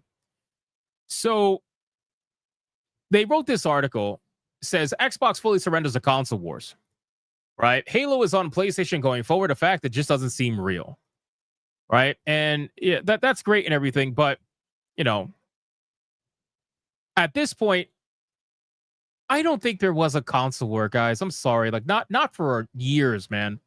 Not for years. I think that the console war was pushed and maintained by some small groups of people on each side that desperately really thought that these companies cared about them. And the truth is that even if they did keep the exclusives, even if they did, right? Let's say Xbox keeps the exclusives. It doesn't matter. It doesn't mean that they care about you as a customer. Look at what they're doing with their hardware. They don't give a fuck. Xbox in particular, and then we're going to get into the topic. Xbox in particular has made so many bad decisions in regards to branding. They have destroyed their perception of the brand through and through, in my opinion. There is no such thing as like an Xbox fan anymore. There is still slightly a thing of being a PlayStation fan because they do have 1-year exclusives. But that's going to go away too at some point. But as of right now, it literally means nothing to be an Xbox fan. And people are melting down over this now more than ever. They're melting down over this because, as you can clearly see, Halo is officially announced to be coming to PlayStation. Okay? That was it. That was it. That was the last bastion. That's it. That's it. Like, Xbox is officially a third-party only company. That's it. Now, in my opinion, they already were, but obviously you had people that were holding on to hope. They're like, they wouldn't do this to Halo. They wouldn't do it. Halo is Xbox. Well, you guys said the same thing about Gears of War. And look what happened to Gears of War. So this was never going to, like, I don't understand why people thought this was not going to happen personally, but Hypno's actually an Xbox. Yeah, at this point, I could be an Xbox. So we're going to talk about this. We're going to cover all this. We got this article to go over. We got this particular article to go over where even Sarah Bond, everybody loves Sarah Bond, right? Even she says that we're seeing people evolve past that, and that she says that the idea of exclusives is outdated. I kind of agree. Personally, but again, we're gonna talk about that, and we're gonna look at the trailer, some graphics comparisons between Halo Combat Evolved and then obviously the upcoming Halo Campaign Evolved. We're gonna check that out, and we got a little bit of history here from Games Radar back in 2022, reminding everybody that Xbox was the only console that was being sold at a loss. I don't know if people are aware of that, but they were the only one being sold at a loss, right? PlayStation profited slightly and Nintendo profited probably more than slightly, but still. At least in 2022, as of 2022. Now that they raised the price, they probably are making decent money because, well, they raised the price. And the cost didn't increase because nobody was buying the systems anyway. So all they did was raise the price of the consoles that were already sitting on the shelves. So they're making profit at that point. But at one point, Xbox was just losing money on consoles. So in any case, let's talk about this and kind of discuss all this nonsense that is going on right now. Do I have the trailer? I thought I had the trailer up. Do I have the trailer up? I do have the trailer up. Do I? Nope, I don't. Give me 1 second. I thought I had the trailer up, guys. I wanted to put that in the video. Hold on. Where is it at? Halo trailer. Let's see. Combat Evolved, the silent cartographer trailer. Let's go right here. All right. Pause. Stop. God damn. Things plays on its own. All right. All right, ladies and gentlemen. So in today's video, we are going to be talking about Xbox and Halo and how essentially, the console wars that, in my personal opinion, haven't been around for a few years, they're dead. Like the people that were holding on to the console wars for XYZ amount of years now, you got to let it go at this point. With the revelation of Halo, which, by the way, this is a truly monumental failure on Xbox's part, in my opinion, because they were hyping up this announcement. Something new and interesting is coming from Halo Studios. Stay tuned for what's coming from Halo Studios. That is literally what they've been telling people for I don't even know how long now, a few months now over on X.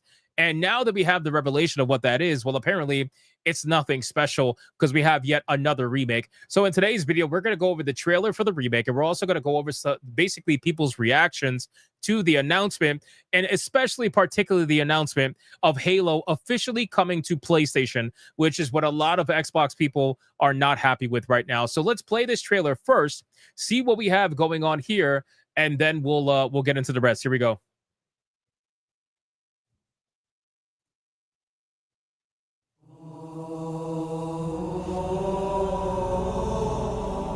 Glorious music.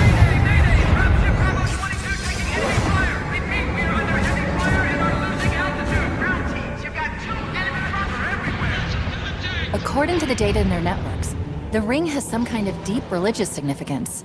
They call it Halo. They believe that Halo is some kind of weapon. What sort of weapon is it? One with unimaginable power.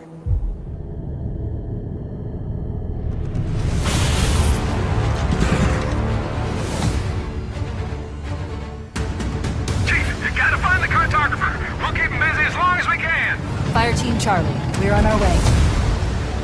Touchdown! Hit it, Marines!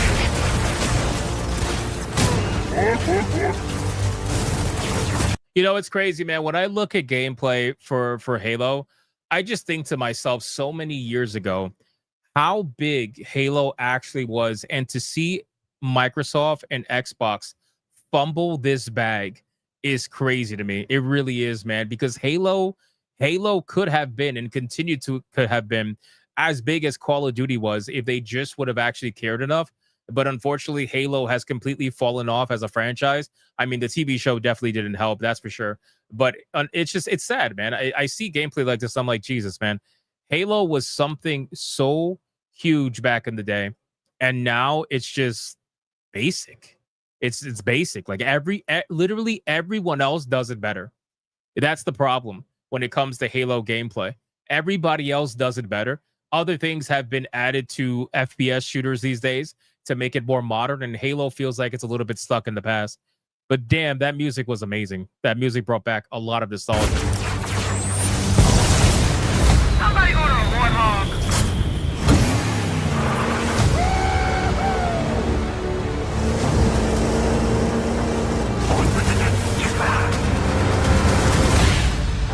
The Covenant are putting up a real fight. The cartographer must be here. Rock and roll, rock and roll. Give them hell, Chief. And that is literally it, boys. So again, like they were hyping this up, okay? They were hyping this up for I don't know how long now. And this fucking trailer is such a letdown. It really is, man, because even though I know Halo Studios has been completely co-opted with certain people that are absolute psychopaths, you still kind of think in the back of your mind, all right, maybe you got a little bit of hope, right? Maybe they'll bring Halo back to, some glory day or something like that. But you really shouldn't have hope anymore, because it's pretty clear that they were so creatively bankrupt that this big announcement that they had cooking was just yet another remake of a remake. It's like, why are we seriously? This is what you guys have.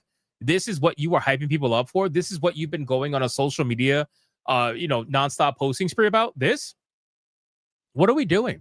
Anyway, so now we're going to get into the reaction and the topic about this. Let's go over that.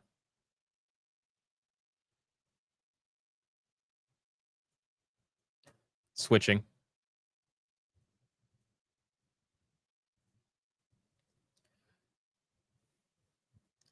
So we have an article here from PC Gamer with a headline that says Xbox fully surrenders the console wars. Halo is on PlayStation going forward, a fact that just doesn't seem real. Now, me personally, I don't know why anybody doesn't understand why this doesn't seem real, right? And I think that it begs the question, something that Asmongold ended up asking Moist Critical one time, and I got to be honest with you, it really stuck with me, right? Where he was asking Charlie, he was saying, are you an Xbox fan? Or are you a Halo and Gears of War fan? That question was huge, in my opinion, because when you remove those two games, are you really an Xbox fan? I think a lot of people probably would have said, you know what, probably not, because those two games were so massive back in the day that they literally carried the brand all the way through into multiple generations, and they still kind of even do today, even though they're pretty much dead franchises. Everybody remembers them to be Xbox pinnacles. That's what they remember them to be, right? So it says, we've known for ages now that Microsoft, the age of platform exclusive games, is over. Xbox president Sarah Bond called exclusives antiquated just this week, but to me, it didn't really feel over until I saw a PS5 logo in the trailer for Halo Campaign Evolved, a remake of the most legendary Xbox game of all time, and a PC favorite, of course. I see the logo, I accept it's there, I'm even excited about it, but it's weird and melancholy for reasons separate from the Halo campaign remake itself, which looks fine for an Unreal 5 tech demo. But again, Unreal 5, enough said. By picking up a DualShock, Master Chief is resigning his role as an honest-to-God platform mascot and one of the longest-serving outside the Nintendo ensemble. But see, that's the problem, bro. You don't have a platform.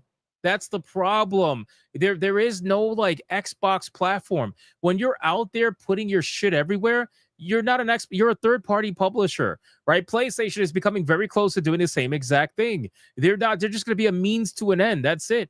Like when it came to PC gaming always had everything, whether legally or illegally, it still had everything. But like the consoles, they were at war for a reason, right? And they were known to be something for a reason. And it's because Xbox had their mascots, PlayStation had their mascots, Nintendo had their mascots, And now history is repeating itself. What happened with Sega when fighting against Nintendo is happening with Xbox fighting against PlayStation. Xbox is Sega. That is where we're at right now. And I don't understand why people don't see history repeating itself, because that's literally what's going on right now. The only person there is to blame is Xbox. Xbox was the one that decided to tell everybody, you know what? Everything can be an Xbox. Your cell phone is an Xbox. Your toaster, an Xbox. Your PC, an Xbox. Your TV screen, an Xbox. Once you go down that route and you take away the identity of a platform, that's it. Like, you can't go back and say, well, I can't believe Master Chief is on PlayStation. Of course it's going to be. It doesn't matter how much of a fan you are of the platform. The platform left you behind. And you just kind of you have to kind of, now the PlayStation is an Xbox. Come on, bro. Listen, I remember saying, and again, I understand you're gonna have Xbox boys that are gonna be mad at me. This happens every single fucking video. I make a video about Xbox. I get Xbox fanboys hating me. I get a video about PlayStation. I get PlayStation fanboys hating me. Nintendo, they hate me. And if I make a PC video talking about Steam and their fuck ups, they hate me. It doesn't matter. I'm gonna tell you the truth about this situation, okay? These corporations have decided that you're not worth enough. That's just flat out what it is. You're not worth enough. You're not bringing enough money. You're not bringing enough dollars to stay exclusive, right? They don't want to be in a monogamous relationship. They want to start an OnlyFans and hoard themselves out to everybody. That's just flat out what it is. And I'm sorry if you can't accept it. I'm sorry if you sold your soul to Xbox in this situation or whatever the case may be, but it's not going to happen, bro. Okay, you're not going to stop the girl from cheating. She's absolutely going to take her pants off and get fucking railed by for $5.99 a month. That is what's going to happen because Xbox needs it. They want it, and you're just not enough to keep her satisfied. That's basically the best way that I can put it while trying to maintain some level of comedy here. Now, in terms of this, I'll say this. So, in terms of Halo being on PlayStation, I don't really think it's that big of a deal. Again, only because I thought this was going to happen for, God knows how long now. I think the only people that didn't see this happening are the ones that are truly stuck in the culture war. Not the culture, I'm sorry, the console war. Although that's part of it too. I think there are people that are stuck in that and they truthfully believe that the company was on their side with them. Like they're in the same bout, but that's not it, man. If you are not a Nintendo fan, then you're not going to have exclusives. The exclusives are going to go away. Plain and simple. It says it's really a new era. Halo is on PlayStation going forward. Halo Studios Committee Director Brian Gerard said on his live stream today, this isn't just a one-off for the series. It's the final bit of proof that even the most precious jewels in Microsoft's crown will be available anywhere and everywhere in the future. And that's just what it is, man. Now, there is an article here talking a little bit about what Sarah Bond said. Sarah Bond has flat out told you that we are seeing people evolve way past exclusives, that she believes that the idea of exclusives is outdated. Xbox has made it clear that all of its games could potentially be ported to other platforms. Listen, you Xbox fans, okay? I'm speaking to you directly. Like I told you in other videos, perhaps this is your first video, but I'm going to let you know. This is when you should have known you were fucked, okay? Listen very closely. The moment Xbox announced that they were releasing their exclusives on PlayStation, right? And then they told you that there is no physical copies for Xbox exclusives, but there is physical copies for Xbox exclusives on PlayStation. That is when you should have known that you were fucked. Plain and simple. I'm sorry. That is when you should have known that you were fucked. When they said that there was going to be no physical editions for the Xbox games, but somehow, some way, those same Xbox games get PlayStation physical copies. That's when you should have known, because it shows that they don't even care enough to give their own native fans physical copies, but PlayStation cared enough to allow physical copies on their platform of Xbox games. So, unfortunately for you guys, I mean, that's basically where we're at. So if you want exclusives, you're not going to find it on Xbox. You can find some of it on PlayStation, but they're timed exclusives, and it's only a matter of time before they eventually become non-timed exclusives, because we already got rumors of Final Fantasy, the 7th, the third iteration, releasing on all platforms on day one. They're not going to do this anymore. It's only a matter of time. So you guys, let me know in the comments down below, what do you think about this entire situation? Did you see this coming from a mile away? What did you think about the Halo trailer? Did you think it was a letdown? Did you think it was great? Are you excited to play it again? I gotta be honest with you, I am kind of interested in checking it out, but I'm not gonna skip, multiple games in my backlog to go play it. It's one of those like, I'll get to it when I get to it. But it did look visually okay. It looked pretty decent. So you guys let me know in the comments down below. Thank you so much for watching this video. And if you enjoy this video, consider hitting that like and subscribe button. And I will see you guys on the next one.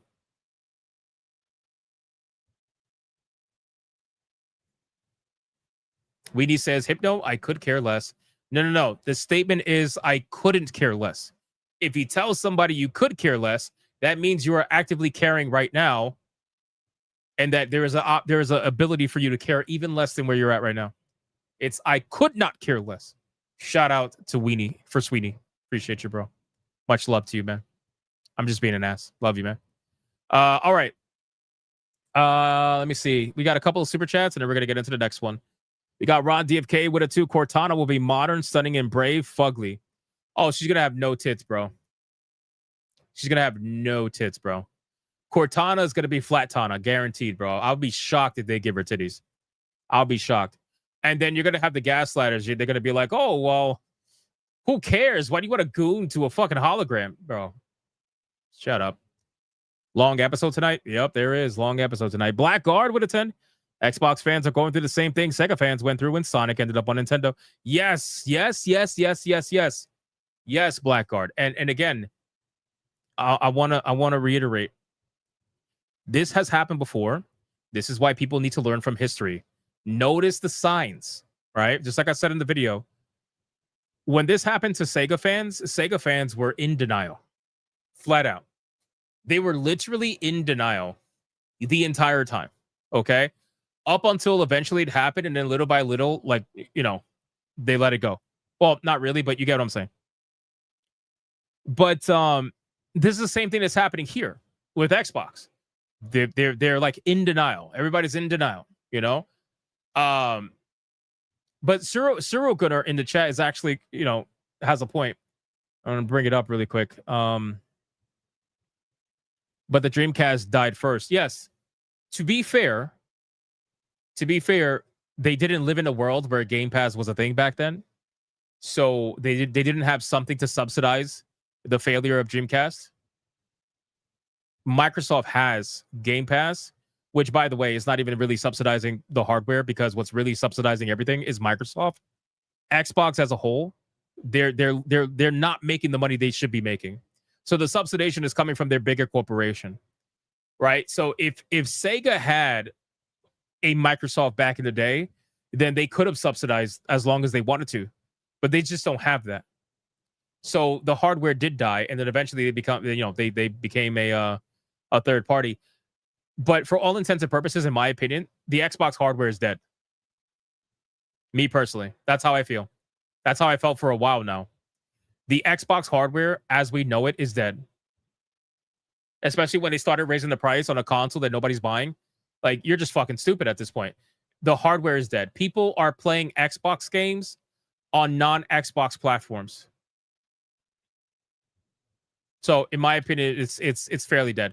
Now, that's not to say that the Xbox platform as a whole is dead, because it's not, right? They have what, 20 some odd million Game Pass subscribers. Not all of them are paying subscribers, because some of them got bundled in with other things. But still, like, they still have a pretty big number of players.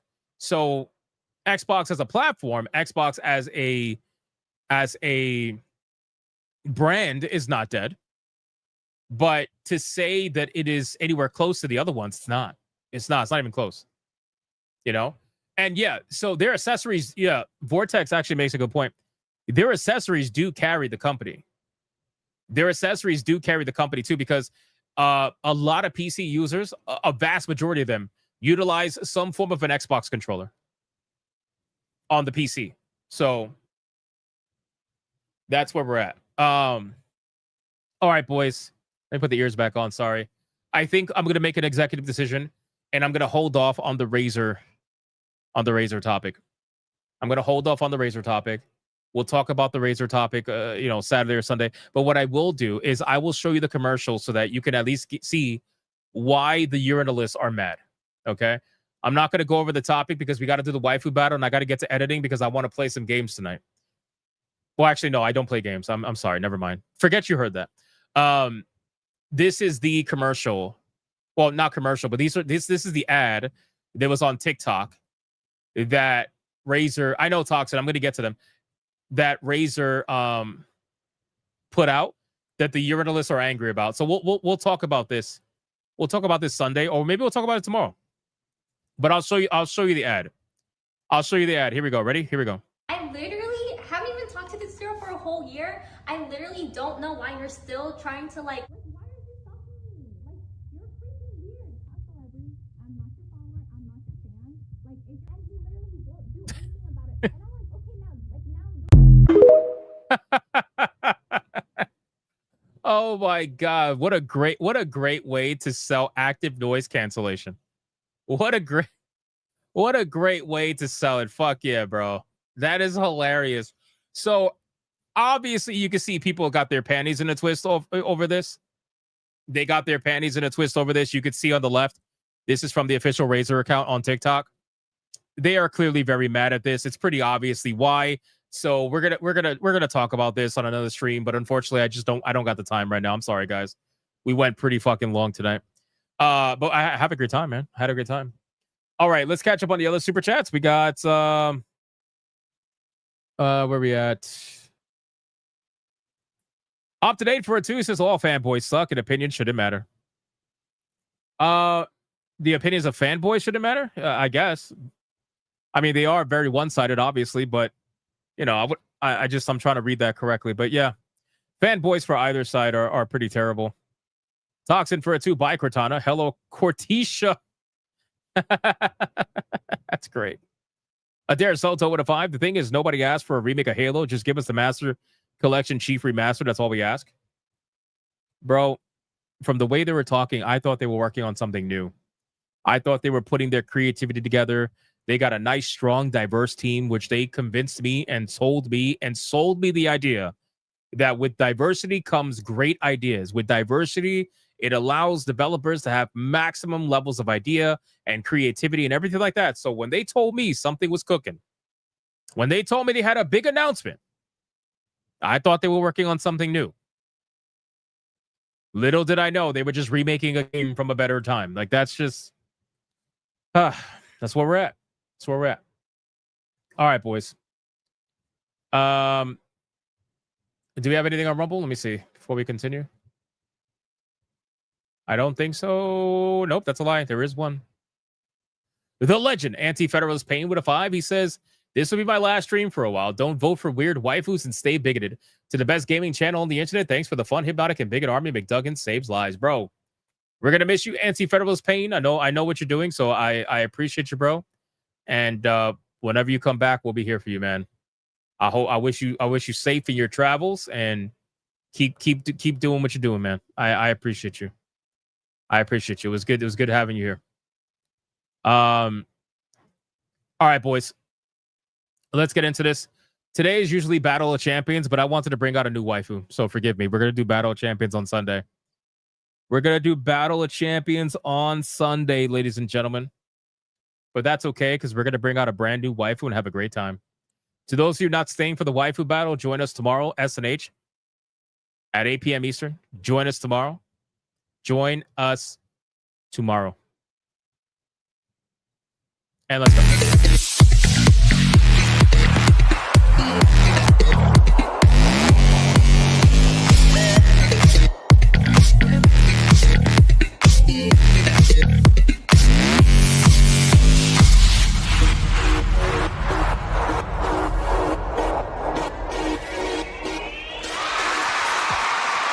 All right, boys. The waifu battle is here. Now, if you guys missed the last waifu battle, it was, well, No Hearts Left decided to chair shot big time and stopped Kana from winning the waifu battle, which resulted in Shigure winning the waifu battle yet again, ladies and gentlemen. We got ourselves a little bit of an insane streak going on. Shigure won again.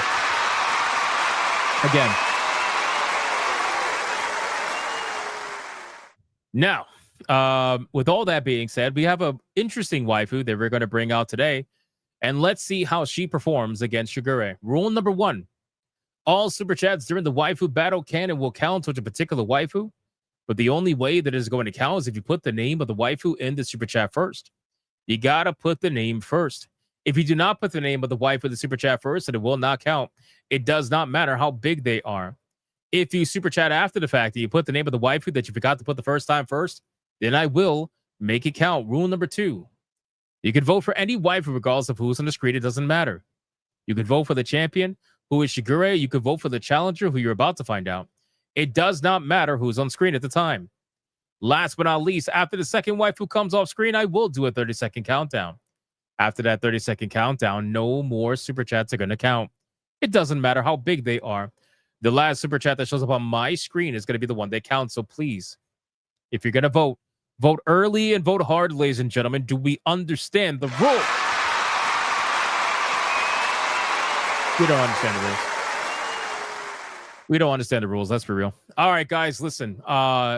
Today we're going to bring out an interesting waifu, somebody, who is from a franchise that I feel like a lot of you guys should know or hopefully know. And maybe you'll like her. Maybe you'll like her. She is recommended by, a prominent figure in the Bigot Army. So let's see if she can take out Shigure once and for all.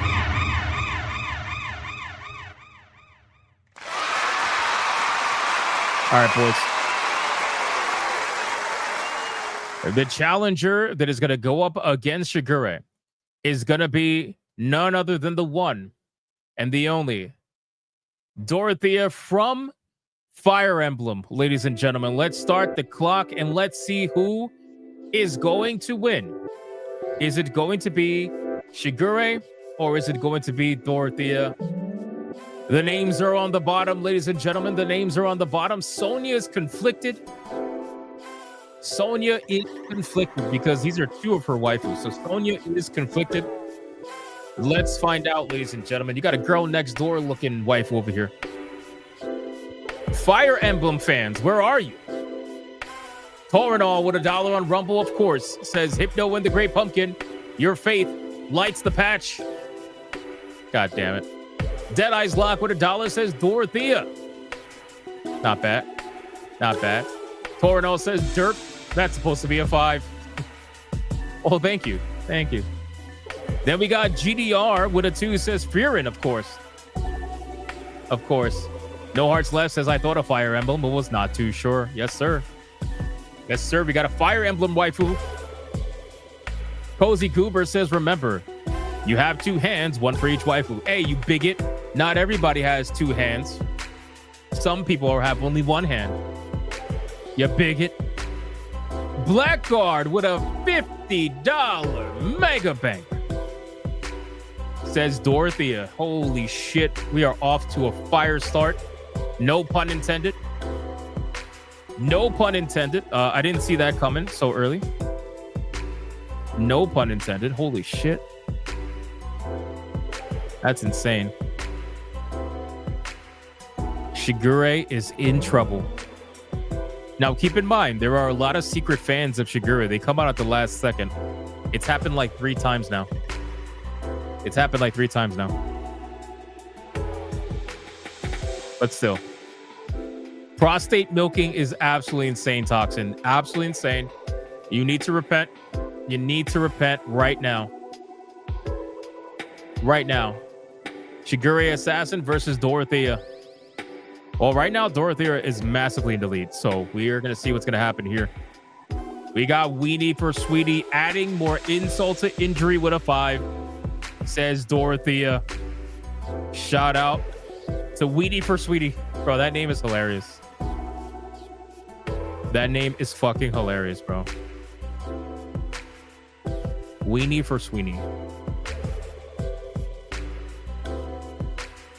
Secret Final Boss says, I know I vote for waifus not in the running often, but I at least don't vote for the same waifu every day and run her name into the ground. Torinol with a 4 says Hypno and the Great Pumpkin riding the scales. Bro, he was making sure he was going to get that 5 banger in. He was making absolutely sure he was going to get that 5 banger in, bro. Shout out, man. I appreciate you You putting that in. Thank you. Now it's all whether or not Shigure is going to be able to make a comeback. That's really what it boils down to, boys. Is she going to be able to make a comeback? Guess we'll see. We shall see. Bio219 with a 10 says Shigure just so she won't be banned. Dude, I think somebody would have voted hard for her at some point. I think, anyway. Regardless, Dorothea is coming off screen, and now we are going to bring out Shigure. Maid Shigure, actually. Ladies and gentlemen, let's start the clock, and let's see who is going to win. Is it going to be Shigure, or is it going to be Dorothea? Let's find out. Toxin says, remember how she won yesterday? Exactly. She literally won due to a very well-timed last-second chair shot by No Hearts Left. It was legendary. It was legendary. Valkyria Winter for 8 months, just here to say Fudanari, Skull, Ubu, and more cozy games with Goonin. Shout out to Valkyria Winter. Thank you so much. I appreciate it. Winnie for Sweetie says no contest. Uh-oh. Massive levels of shit-talking, boys. It's happening right now. Massive levels of shit-talking. Dragon Knight for a 2-on Rumble. Says Dorothea, game's a legend, and so is she. Very nice. D Draconic with a 5-1 Rumble.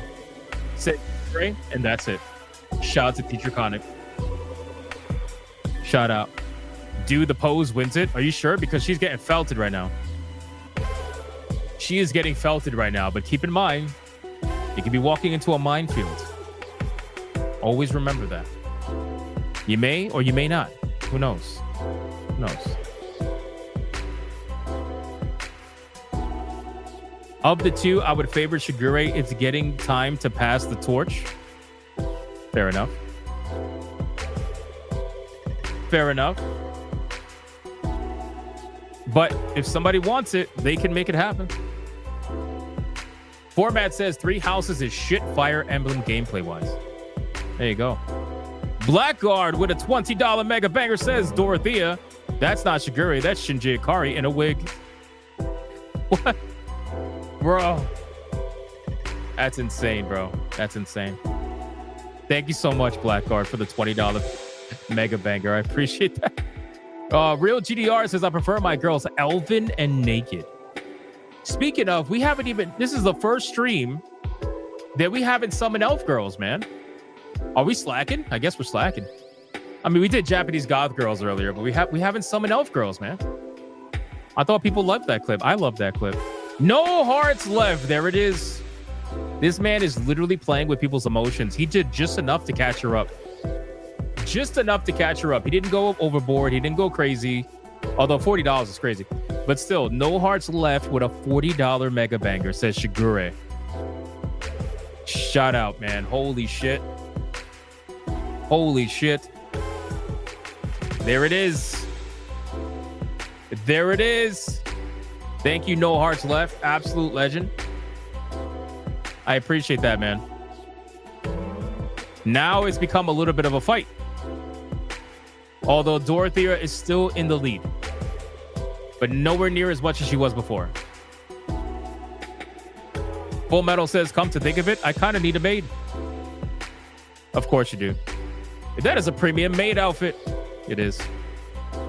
Oh, man. This guy's getting in on this now, bro. Old Man Cat. Old Man Cat trying to fight No Hearts Left with Blackguard. Oh, shit. Old Man Cat just countered No Hearts Left 40 banger with $49.99, and he said Dorothea. Old Man Cat is unsupervised, bro. Holy shit. Shout out to Old Man Cat. God damn. All right, boys, listen. The table has been set. The table has been set, and it is a fight. Let's see how this is going to go down. 5, 4, 3, 2, 1, go.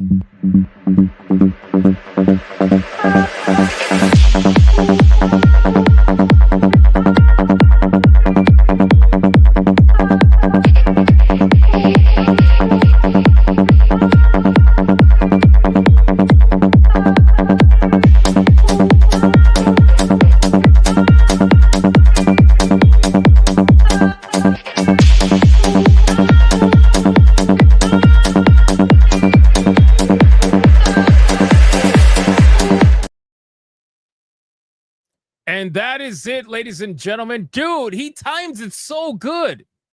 He literally times it so fucking good. Like 2 seconds. 2 seconds, bro. That was risky. Oh my God. Oh my God, man. No hearts left with the $100 Red Boy Hyper Banger. And he did it again for Shigure. This is 2 nights in a row now. He did it again. Now, that doesn't mean she might win, though. It does not mean she might win, but I guess we're going to find out. In the meantime, no hearts left. What girls do you want, man?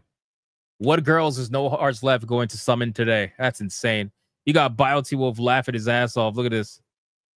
Look at this. Crazy. But will it be enough? I don't know. We're going to find out. In the meantime, we're going to summon some girls while Sonya counts it up. Oh, shit. We got elves. We got elves. He wants elves.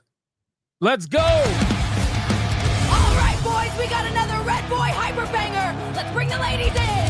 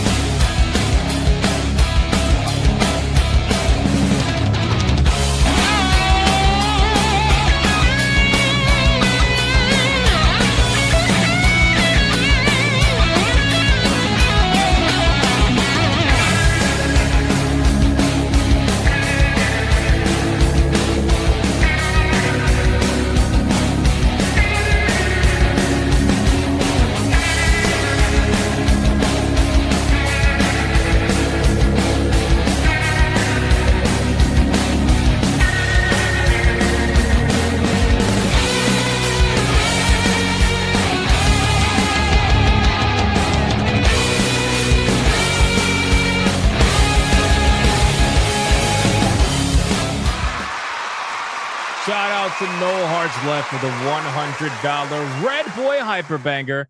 And I believe the numbers are in. The numbers are in.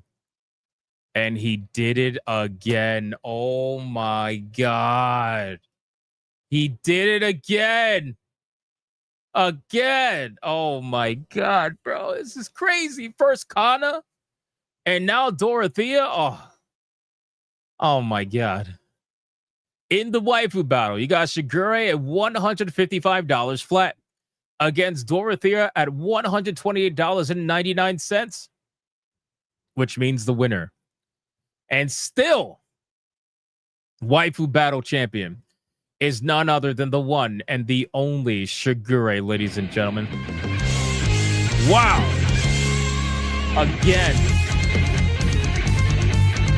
Jeez.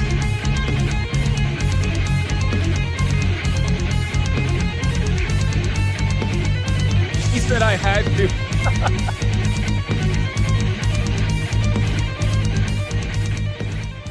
And they both had good pictures, so I don't want to hear anything from anybody. I thought they both looked really good, but god damn, bro, no hearts left. Did it again.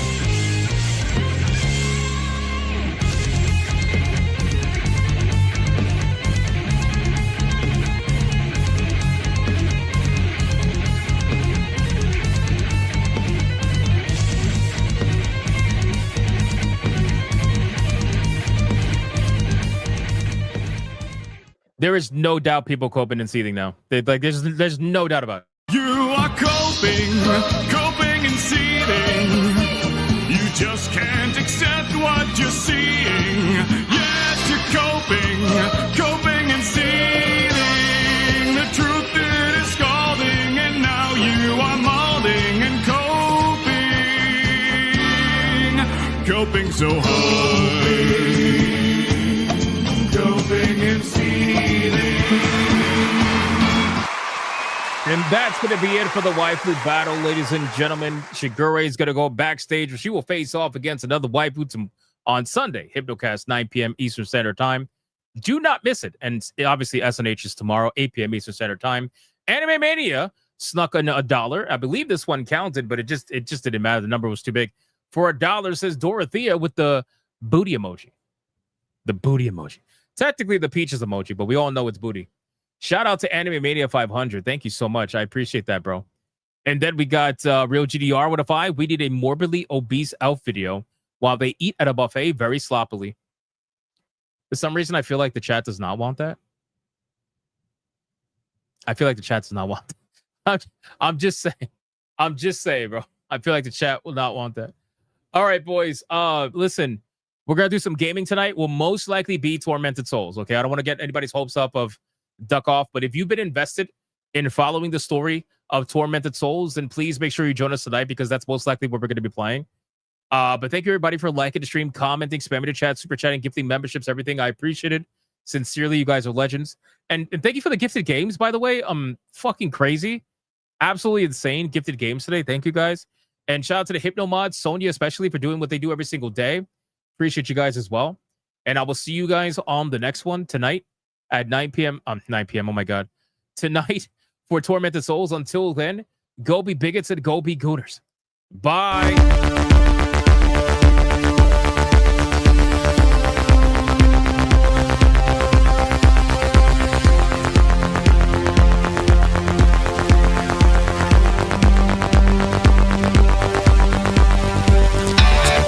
I am not gay.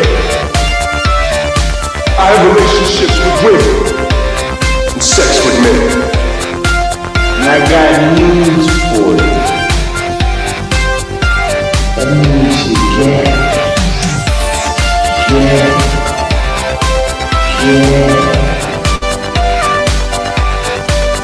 Poor kids are just as bright and just as talented as white kids.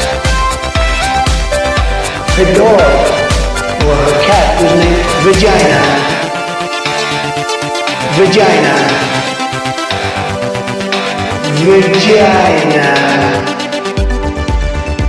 Put a ticket in, make her gay. Fuck Indiana Jones, put a ticket in, make her lady gay. Fuck baby gay, put a ticket in, make her gay. It means put a chicken in a queenie and make her fucking gay. Fucking pronouns! Fucking pronouns!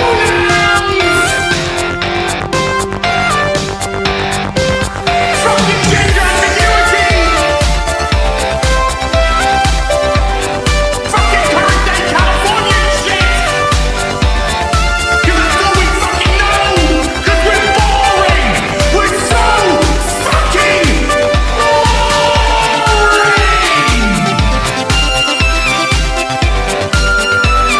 Twitter hole! Twitter hole! Get it right! At the touch of the black man, I bring life. I bring life.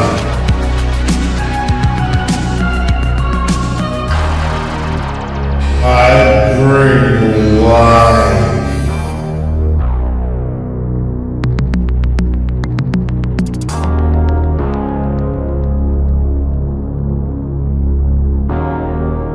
I bring life.